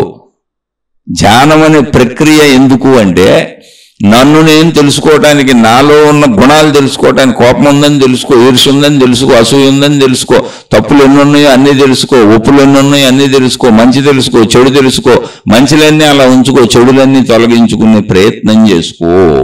ప్రయత్నం నువ్వే చేయాలి. ఎందుకని? అసలు చెడు చేస్తుంది ఎవరు? నువ్వేగా, నేనేగా. చెడు ఎక్కడుంది? నాలోనేగా. చెడుని తెచ్చుకుంది ఎవరు? నేనేగా. ఏరుకోరు ప్రపంచం నుంచి తెచ్చుకుంది నేనేగా. నీకు పుట్టుకతో నీ లోపల ఎవరు చెడుని పోయిలా, మంచిని పోయిలా, రెండు నువ్వే తయారు చేసుకున్నావు. ఇది వాస్తవికత. ఈ వాస్తవికతను తెలుసుకో. అప్పుడు చెడుని తొలగించుకునే ప్రయత్నం చేసుకో. అంతే తప్ప ధ్యానం చేస్తే చెడిపోదు. చెడుని తొలగించుకోవాలని ప్రయత్నం చేస్తే చెడిపోదు. ధ్యానం పేరుతో ఎన్నో మోసపూరితమైనటువంటి క్రియలు చేసి ప్రజల్ని మోసం చేసి ఈ ధ్యానాల్లో కూర్చొని కట్టడాల కింద కూర్చుంటే సర్వరోగాలు నయమైపోతాయి, సర్వబాధలు పోతాయి, సర్వ సమస్యలు పోతాయి, మీకు అసలు అన్ని రకాల ఆరోగ్యాలు వచ్చేస్తాయి, డబ్బులు వచ్చేస్తాయి, ఐశ్వర్యాలు వచ్చేస్తాయి. ఇందాక భౌతికంలో ఎన్ని మోసాలు చెప్పాను, అన్ని మోసాలు ఇందులోనే చెబుతున్నారు. పైగా ఇది నేర్పుతామని క్లాసెస్ పెట్టి డబ్బులు వసూలు చేస్తున్నారు. మళ్ళీ డబ్బులకి వెళ్ళారు అందరూ, మళ్ళీ ప్రచారాలకు వెళ్ళారు, డబ్బులకి వెళ్ళారు, పేస్టులు సబ్బుల్లాగానే ఇది కూడా తయారైంది. పైగా అది చెప్పిన వాళ్ళందరూ నీకు సర్వవ్యాధులు పోతే ధ్యానం చేస్తే అని చెప్పినటువంటి మహాగురువులు ఎవరెవరైతే వాటిని ప్రచారాలు చేశారో వాళ్ళు జబ్బులతో చచ్చిపోయారు. నాకు తెలిసిన ఆయన కిడ్నీలు చెడిపోయి చచ్చిపోయాడు. ఆయనకి 20 ఏళ్ళ నుంచి 30 ఏళ్ళ నుంచో బీపీలు ఉన్నాయి, షుగర్లు ఉన్నాయి. ఆ బీపీల వల్ల కిడ్నీలు చెడిపోయినాయి, నడువు నొప్పి ఉంది, ఇంకా బోల్డ్ ఉన్నాయి, కోపం ఉంది. కొడతాడు ఆయన శిష్యుల్ని, స్టేజీల మీద కొడతాడు, తిడతాడు, అరుస్తాడు, కరుస్తాడు. అదంతా దైవత్వం అని చెబుతారు. ఇప్పుడు వీళ్ళు అరిసి కరిసి వాళ్ళు ఏం చెబుతారు తెలుసా? శివుడికి కోపం వస్తే రుద్రుడు అయినట్టుగా మా గురువు గారు ఇప్పుడు శివుడు అయిపోయాడు, రుద్రుడు అయిపోయాడు అని చెబుతారు. అదంతా దైవం అలా చేయించింది నా చేత అని చెబుతారు. ఒరే నాయన, ఈ పిచ్చి మీరు ఎక్కించుకోకండి, ప్రజలకు కూడా. ఒకవేళ మీరు కొంతమంది నిజంగా పిచ్చి ఎక్కించుకునే వాళ్ళు ఉంటారు, సైకలాజికల్ పేషెంట్లు, నేనే దేవుడు అయిపోయాను అనుకుంటారు. పాప నిత్యానందని ఒకడు ఉన్నాడు కదా పిచ్చోడు, దేశం వదిలిపెట్టి పారిపోయాడు. ఎందుకంటే అది బాగా తెలిసిన పిచ్చోడు కాబట్టి అతని గురించి చెబుతున్నా. అతనికి కూడా ఫాలోయర్స్ ఉన్నారు.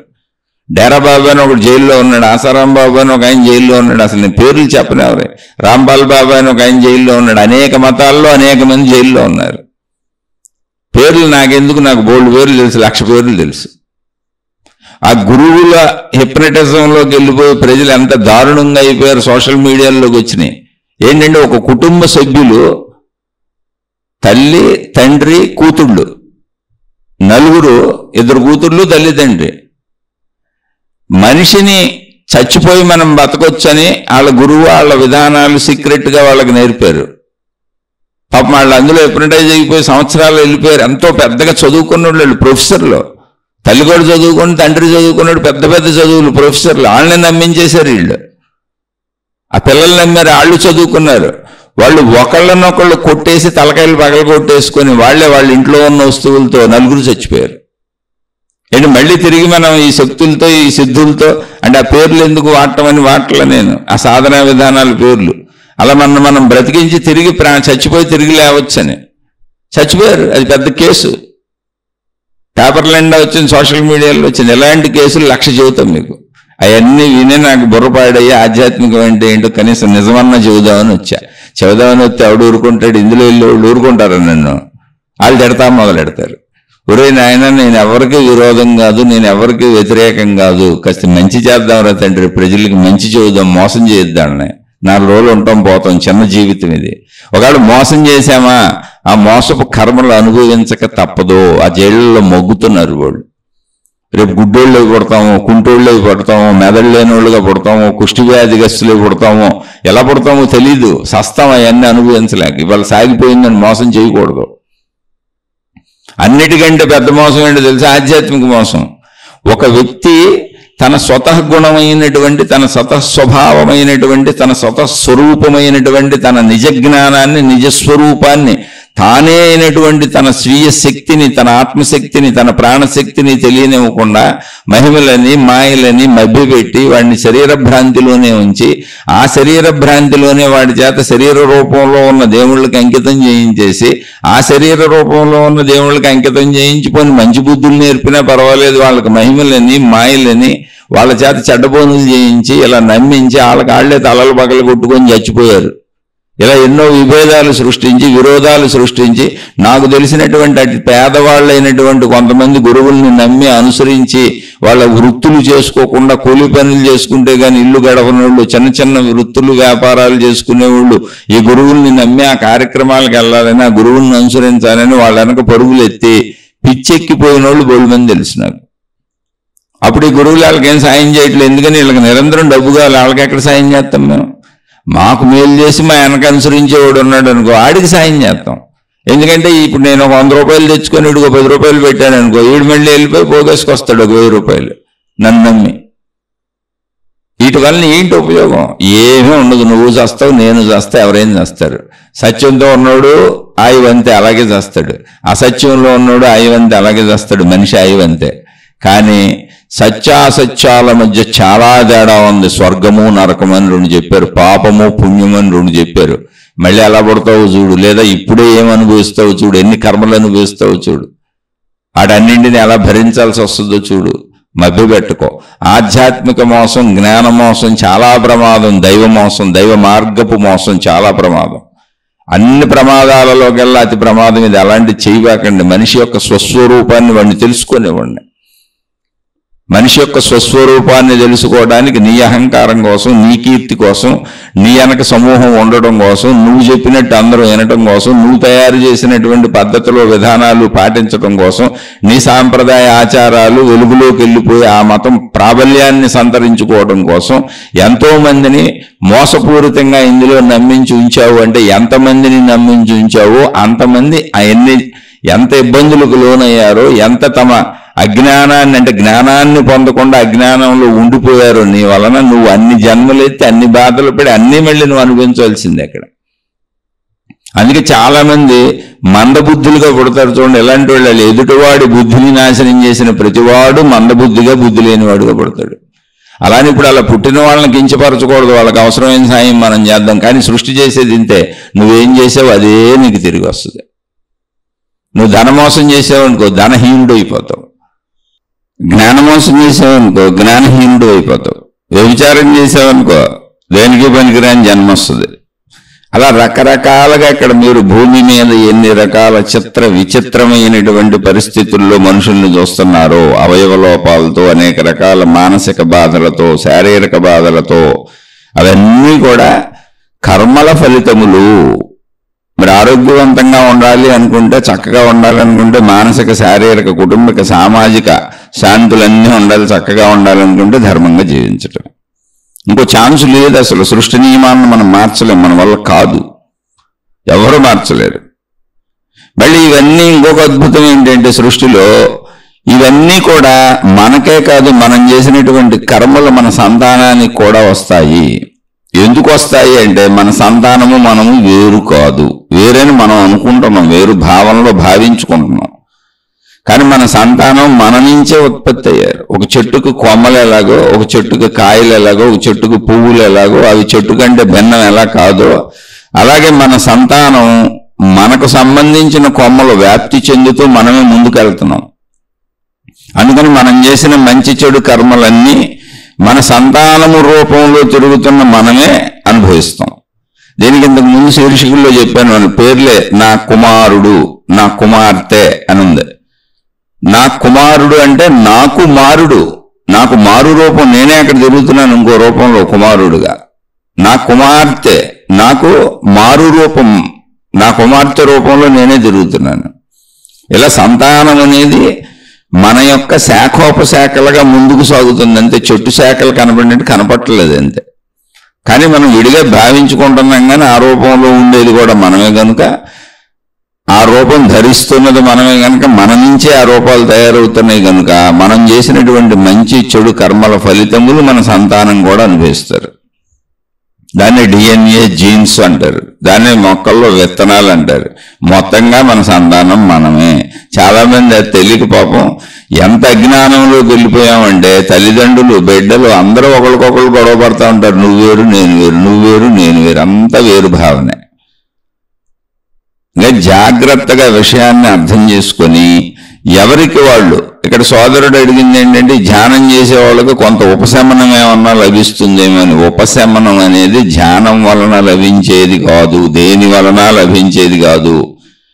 ఏ భక్తి ప్రక్రియ కానీ, ఏ మత ప్రక్రియ కానీ, ఏ మార్గ ప్రక్రియ కానీ, ఏ గురు ప్రక్రియ కానీ, ఏ సాధనా ప్రక్రియ కానీ, ఏ మాతాజీ ప్రక్రియ కానీ, దైవీ భక్తి మార్గాలలో ఆధ్యాత్మికత పేరుతో అందించబడుతున్నటువంటి ఏ ప్రక్రియ అయినా అది కేవలము నిన్ను ఆ వైపు నడిపించడానికి, జ్ఞానం తెలుసుకోవడానికి, మంచి తెలుసుకోవడానికి ఉపయోగపడతాయి. మంచి చెబుతారు, తెలియజేస్తారు.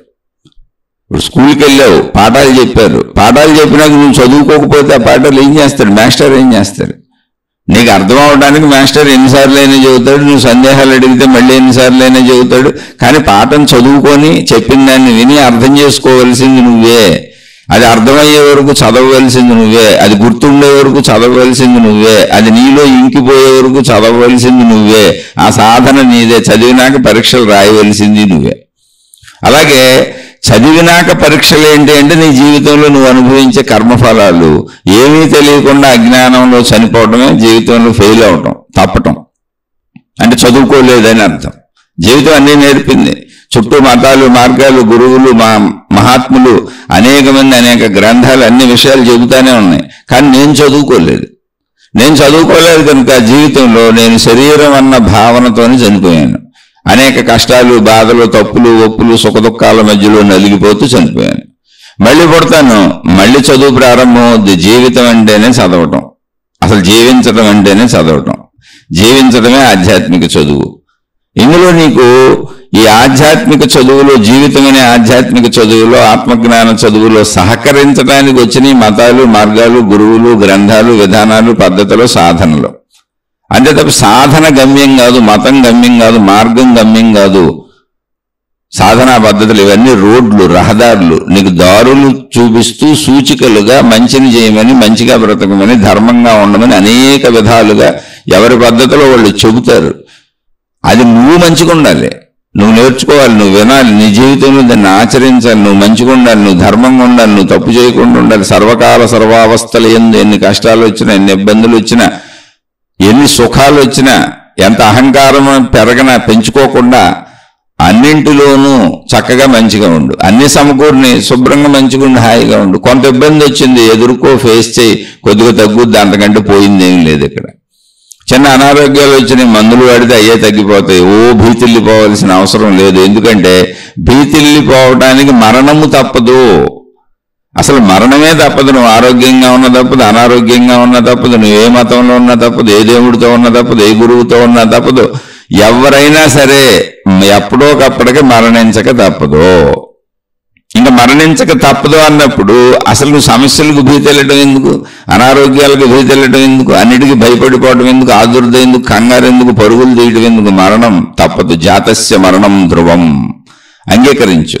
అలాగే కర్మఫలము అనుభవించక తప్పదు. కాబట్టి అది నా చేతిలో ఉంది కనుక మంచి కర్మలు చేస్తాను అంతే తప్ప ఏదో ఒక సాధనా ప్రక్రియ నాకు ఉపశమనాన్ని కలిగిస్తుంది అనుకుంటే అది నీ భ్రాంతి. కాసేపు మనసుని సుఖాల్లోంచి దుఃఖాల్లోంచి పక్కకి తీసుకెళ్ళి ఇంకో దాని మీద పెట్టు. ఒకవేళ నువ్వు ఏ కార్యక్రమం, ఏ దైవీ కార్యక్రమం, ఏ భక్తి కార్యక్రమం, ఏ నామజపమో, ఈ నీ మతంలో నీకు బోధించబడినటువంటి ఏ సాధనా విధానం చేస్తున్నావు అనుకో, ఆ కాసేపు నీ మనసు సుఖంలో లేదు, దుఃఖంలో లేదు, సంబంధం లేని ఇంకో ప్రక్రియలో ఉంది కనుక, ఒక దైవ సంబంధమైన ప్రక్రియలో ఉంది కనుక సుఖ దుఃఖానుభూతిని కాసేపు మర్చిపోద్ది అంతే. అక్కడ నీకు కాసేపు ప్రశాంతంగా ఉండొచ్చు, ఆ సమూహాల్లో ఉన్నప్పుడు ప్రశాంతంగా ఉండొచ్చు, ఆ ప్రదేశాల్లో ఉన్నప్పుడు ప్రశాంతంగా అనిపించవచ్చు. కానీ నీలో గుణమార్పు రాకుండా, నీలో మంచి పెరగకుండా, నీలో సద్బుద్ధి పెరగకుండా, నీలో చెడు పోకుండా, నువ్వు చెడు కార్యములు చేయకుండా ఉండలేవు. ఎన్నిసార్లు ఆ ప్రదేశాలకు వెళ్ళినా, అక్కడ కూర్చొని ఎన్ని రకాలు చేసినా. అందుకని ఆధ్యాత్మికత నీ అంతరంగ మార్పు.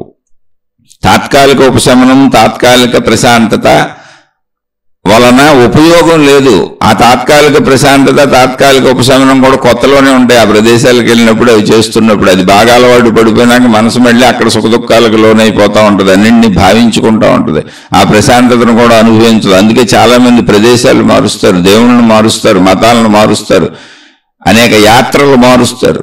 ఇప్పుడు ఈ దేవుడి దగ్గరికి వెళ్ళినాం, రేపు ఇంకో దేవుడి దగ్గరికి వెళ్దామని అన్ని గుళ్ళు, అన్ని మతాలకు సంబంధించిన ప్రార్థనాలయాలు అన్ని తిరుగుతూ ఉంటారు. ఎక్కడే ఉంటాయి తిరుగుతూ ఉంటారు. కారణం ఏంటంటే అలవాటు అయిపోయిన దగ్గర మనసు నిలబట్టలేదు, అది అలవాటు అయిపోయింది, మళ్ళీ శాంతి రావట్లేదు, ఉపశమనం రావట్లేదు, కొత్త ప్రదేశాలకు వెళ్ళి.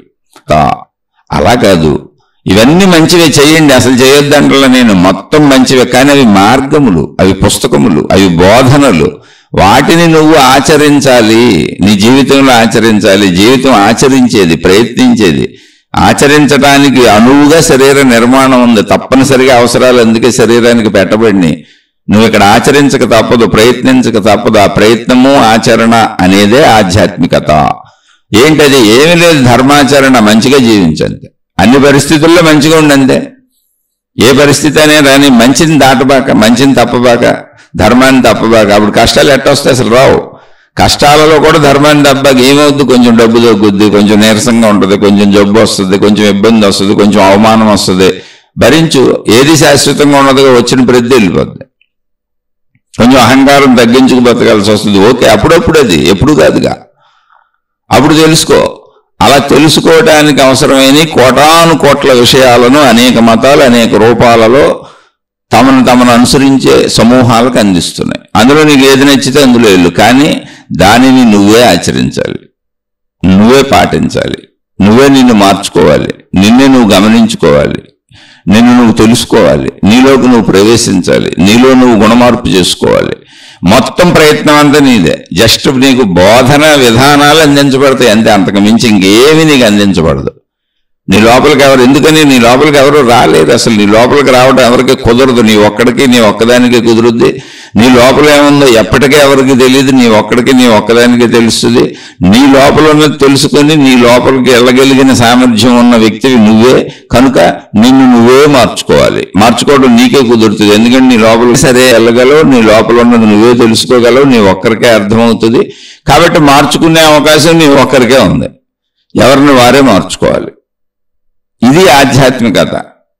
మిగిలిందంతా బయటికి వెళ్ళి మీరు చేసేదంతా ఏదైనా సరే అదంతా కూడా భౌతికమే. మీ నుంచి మీరు బయటికి వెళ్ళేది అది దైవ ప్రక్రియ అయినా, మీ సొంత జీవన ప్రక్రియ అయినా, అది ధనం కోసమైనా లేదా దైవం కోసమైనా, అది భౌతికము. అందుకని భౌతిక ఆధ్యాత్మికాలకు ముందు తేడా తెలుసుకోండి. అలానే ఏమండి దైవ మార్గాల్లో భౌతికంగా వెళ్ళొద్దంటారంటే అసలు వెళ్ళొద్దని నేను చెప్పట్లా. అక్కడ వెళ్ళటం ద్వారా ఆధ్యాత్మికం అయిపోతుంది, మోక్షం వచ్చేస్తుందని అనుకోబాకండి. తెలియటము, వినటము, తెలుసుకోవటము, అర్థమవటము అనేది ఆధ్యాత్మికము కాదు, అది నిన్ను మార్చదు. అర్థమైన దాన్ని ఆచరణలోకి తేవటము, జీవితంలో నీ శరీరంతో నీ ప్రయత్నంతో నువ్వు జీవించే జీవన విధానాలలో నువ్వు స్వయంగా ఆచరించటము అనేది మాత్రమే నువ్వు ఆధ్యాత్మిక చదువులో పాస్ అవ్వటము. వినటము, తెలియటము, అర్థమవటం వలన ఉపయోగం లేదు. రావణాసురుడు కూడా అన్నీ తెలుసు, దుర్యోధనుడికి కూడా అన్నీ తెలుసు. దుర్యోధనుడు అసలు కృష్ణుడు దూతగా వెళ్ళి అయ్యా యుద్ధం ఎందుకు అని యుద్ధం ఆపుదామని నిండు సభలో అందరి ముందు కూర్చొని చక్కగా దుర్యోధనుడికి బోధిస్తుంటే దుర్యోధనుడు ఏం చెప్పాడు తెలుసా? కృష్ణ, నేను కూడా మీరు చదువుకున్న స్కూల్లోనే, మీరు చదువుకున్న గురువుల దగ్గరే, మీరున్న ప్రదేశంలోనే అన్నీ నేర్చుకున్నాను, అన్నీ చదువుకున్నాను, నాకు తెలియని ఏమి లేవు. కానీ నాకు ఇలా చెడుగా ఉండడం ఇష్టం, ఇలా ఉండటమే నాకు ఇష్టం, నా మనసుకి ఇలా ఉండటం ఇష్టం, ఈ పనులు చేయటం ఇష్టం, ఇలా జీవించడం ఇష్టం. కాబట్టి నువ్వు ఎన్ని చెప్పినా నా బుర్రకి ఎక్కదో, ఎందుకంటే నాకు తెలియని విషయాలు నువ్వు చెప్పట్లేదు, ధర్మాధర్మములన్నీ నాకు తెలుసు అన్నాడు. పాండవులు మేము అందరం ఒకే గురువులు, ఒకే చోట, ఒకే స్కూల్లో చదువుకొని వచ్చిన వాళ్ళం, కానీ నాకు ఇలా ఉండటం ఇష్టం అన్నాడు. రావణాసురుడు ఎంతో మంది దేవుళ్ళను, దేవతలను ప్రత్యక్షం చేసుకున్నాడు, సర్వము తెలిసిన బ్రహ్మజ్ఞాని. అసలు రావణాసురుడు ఎవరో కాదు, మనలంటుడే, ఆ దైవ వంశస్థుడే. కానీ అతనికి అలా ఉండటం ఇష్టం, అన్నీ తెలుసు ఆయనకి. వేదాంగములన్నీ చదివేశాడు, పెద్ద పెద్ద స్తోత్రాలు రాశాడు శివుడికి. కానీ అతనికి అలా ఉండటం ఇష్టం.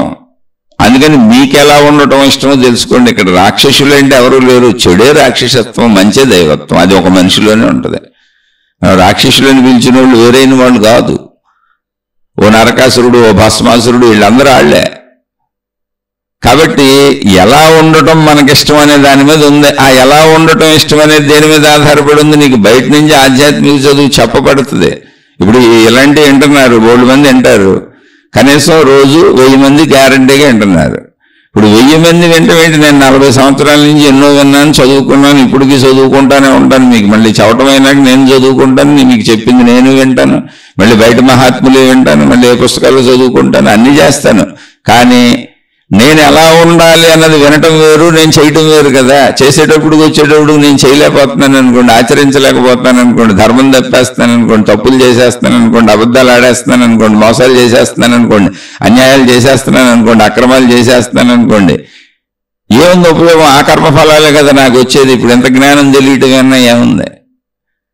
అప్పుడే నన్ను రావణాసురుడు, నరకాసురుడు, దుర్యోధనుడు అని పిలవాలి. ఎందుకని? జ్ఞానం తెలిసిన మూర్ఖులు వీళ్ళు. అందుకని తెలియటం కాదు, ఆచరించటము.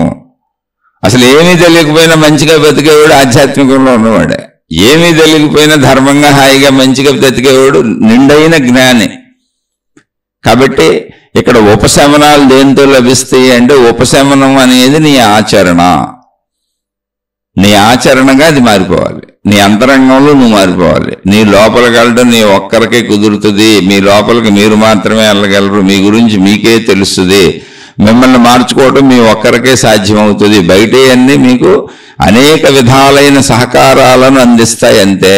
గుణమార్పు లేకుండా కుదరదు. ఆధ్యాత్మికత అంటే గుణమార్పు, స్వీయ గుణమార్పు. అంతరంగంలోకి నేనే వెళ్ళి నా గుణాలను నేనే మార్చుకోవటం. ఆ గుణమార్పు జరిగి మంచిగా ధర్మంగా జీవించడం మొదలుపెట్టినాక ఆటోమేటిక్గా నా అనంతత్వపు ఎరుక నాకు కలుగుతుంది. ఎందుకంటే లోపలికి వెళ్ళిపోయాను నేను. చెడు గుణాలు ఉన్నంతకాలం నేను శరీరాన్ని పట్టుకొని బయటకు వచ్చేస్తుంటాను. చెడు అంటేనే బయటకు తీసుకుపోద్ది. సద్గుణాలు తృప్తిని, శాంతిని ఇచ్చేసి నన్ను ఆపేసి లోపలికి తీసుకెళ్ళిపోతూ ఉంటాయి. అందుకని లోపలికి ఎప్పుడైతే వెళ్ళిపోతూ ఉంటానో నా లోపలి తత్వం నాకు అర్థమవుతూ, నా సంపూర్ణత్వం నాకు అర్థమవుతూ, ఒక రోజుకి నేను తప్పకుండా నేను సంపూర్ణంగా తెలుసుకుంటాను. అదే ఆధ్యాత్మికత, అదే మోక్షం. మోహక్షయం అక్కడ జరిగిపోద్ది. నేను శరీరం కాదు, శరీరం నశించిపోద్ది, మరణించిపోద్ది, నేను అనంత ఆత్మశక్తిని. శరీరం 100 సంవత్సరాలు సత్యం, నేను శరీరమే ఎంతకాలం 100 సంవత్సరాలే, కానీ నేను శాశ్వతంగా ఈ శరీరాన్ని నడుపుతున్న శక్తిని అనేటువంటి భావన కలిగినప్పుడు ఆటోమేటిక్గా మోహక్షయం అయిపోద్ది. శరీరం పోయినా నాకు వచ్చిన ఇబ్బంది లేదు, నేను శాశ్వతంగా ఉంటానని తెలుస్తుంది. దానికి దారి ధర్మంలోంచి ఉంది, మంచిలోంచి ఉంది, సత్యంలోంచి ఉంది. అందుకే జీవితం ఇవ్వబడింది. ధర్మ ఆచరణ, మంచి ఆచరణ, సత్య ఆచరణ కావాలి. ఆ ఆచరణ చేస్తున్నావా లేదా ఎవరికి తెలుస్తుంది? నీ ఒక్కడికే తెలుస్తుంది, నీ ఒక్కదానికే తెలుస్తుంది, నీ అంతరంగం నీకే తెలుస్తుంది. కాబట్టి నీ ఆధ్యాత్మిక అభివృద్ధి కూడా ఎవరో చెప్పలేరు, అది నీ ఒక్కడికే తెలుస్తుంది, నీ ఒక్కదానికే తెలుస్తుంది, నీ గురించి నీకే తెలుస్తుంది. నీ మోక్షం కూడా ఎవరో చెప్పలేరు, నీకు మోక్షం వచ్చిందో లేదో ఎవరో చెప్పలేరు. అందుకే చాలా మంది మేము అన్ని పొందేశామని పెద్ద పెద్ద ఫోజులు కొట్టేసి ప్రజలను మోసం చేస్తూ ఉంటారు. రకరకాల విధానాల్లో మోసం చేస్తుంటారు. మేము అన్ని పొందేసాం, దేవుళ్ళు అయిపోయాం, దేవతలం అయిపోయాం, మోక్షం పొందేసాం, జీవన్ముక్తులం అయిపోయాం, అనేక వేషధారణలు, వీళ్ళే భగవత్ స్వరూపులుగా వేషధారణలు, కిరీటాలు రకరకాలు పెట్టుకొని కనపడతా ఉంటారు. చూడండి, పిచ్చమోక బోళ్ళు మంది. అదేంటి? ఎందుకనంటే అంతరంగ మోక్ష భావన నాకు ఎవరిది వాళ్ళకి, నాది నాకు తప్ప ఇంకోళ్ళకి తెలియదు. కాబట్టి తెలియని విషయం కనుక అందరినీ తెలివిగా మోసం చేయొచ్చు అనుకుంటున్నారు, కానీ నిన్ను మోసం చేసుకుంటున్నావు అంతే. నువ్వు ఎంతమందిని మోసం చేస్తావో, నమ్మిస్తావో అంతమంది యొక్క కర్మఫలాన్ని నువ్వు అనుభవించక తప్పదు. నువ్వు ఎంతమందిని అజ్ఞాన దశలో ఉంచేస్తావో, జ్ఞానం వైపు వెళ్లకుండా తప్పుదోవ పట్టిస్తావో, నువ్వు అంతమంది అన్ని జన్మలు ఎత్తి, అంటే ఎంతమంది 1,00,000 మందిని అనుకో, 1,00,000 జన్మలు ఎత్తి నువ్వు 1,00,000 జన్మల్లో అజ్ఞాన దశలో బతికి మళ్ళీ అవన్నీ తీర్చుకొని రావాల్సిందే. ఎప్పటికైనా నువ్వు సన్మార్గంలోకి రావాల్సిందే. అందుకని కర్మఫలములు వెంటాడుతాయి, వదలవు. జాగ్రత్త, జాగ్రత్త, జాగ్రత్త. నిన్ను నువ్వు మార్చుకోవటం తప్ప దారి లేదు. ఆలోచించి చూడండి, అర్థమైతే ఆచరించండి. అర్థం కాకపోతే ఇది మీ మార్గం కాదు, నేను సామాన్యుణ్ణి, దయించి నన్ను క్షమించి విషయాన్ని వదిలివేసి మీ మార్గాల్లో మీరు హాయిగా వెళ్ళిపోండి. శుభమస్తు. మరలా మరొక కొత్త శీర్షికతో కలుసుకుందాం.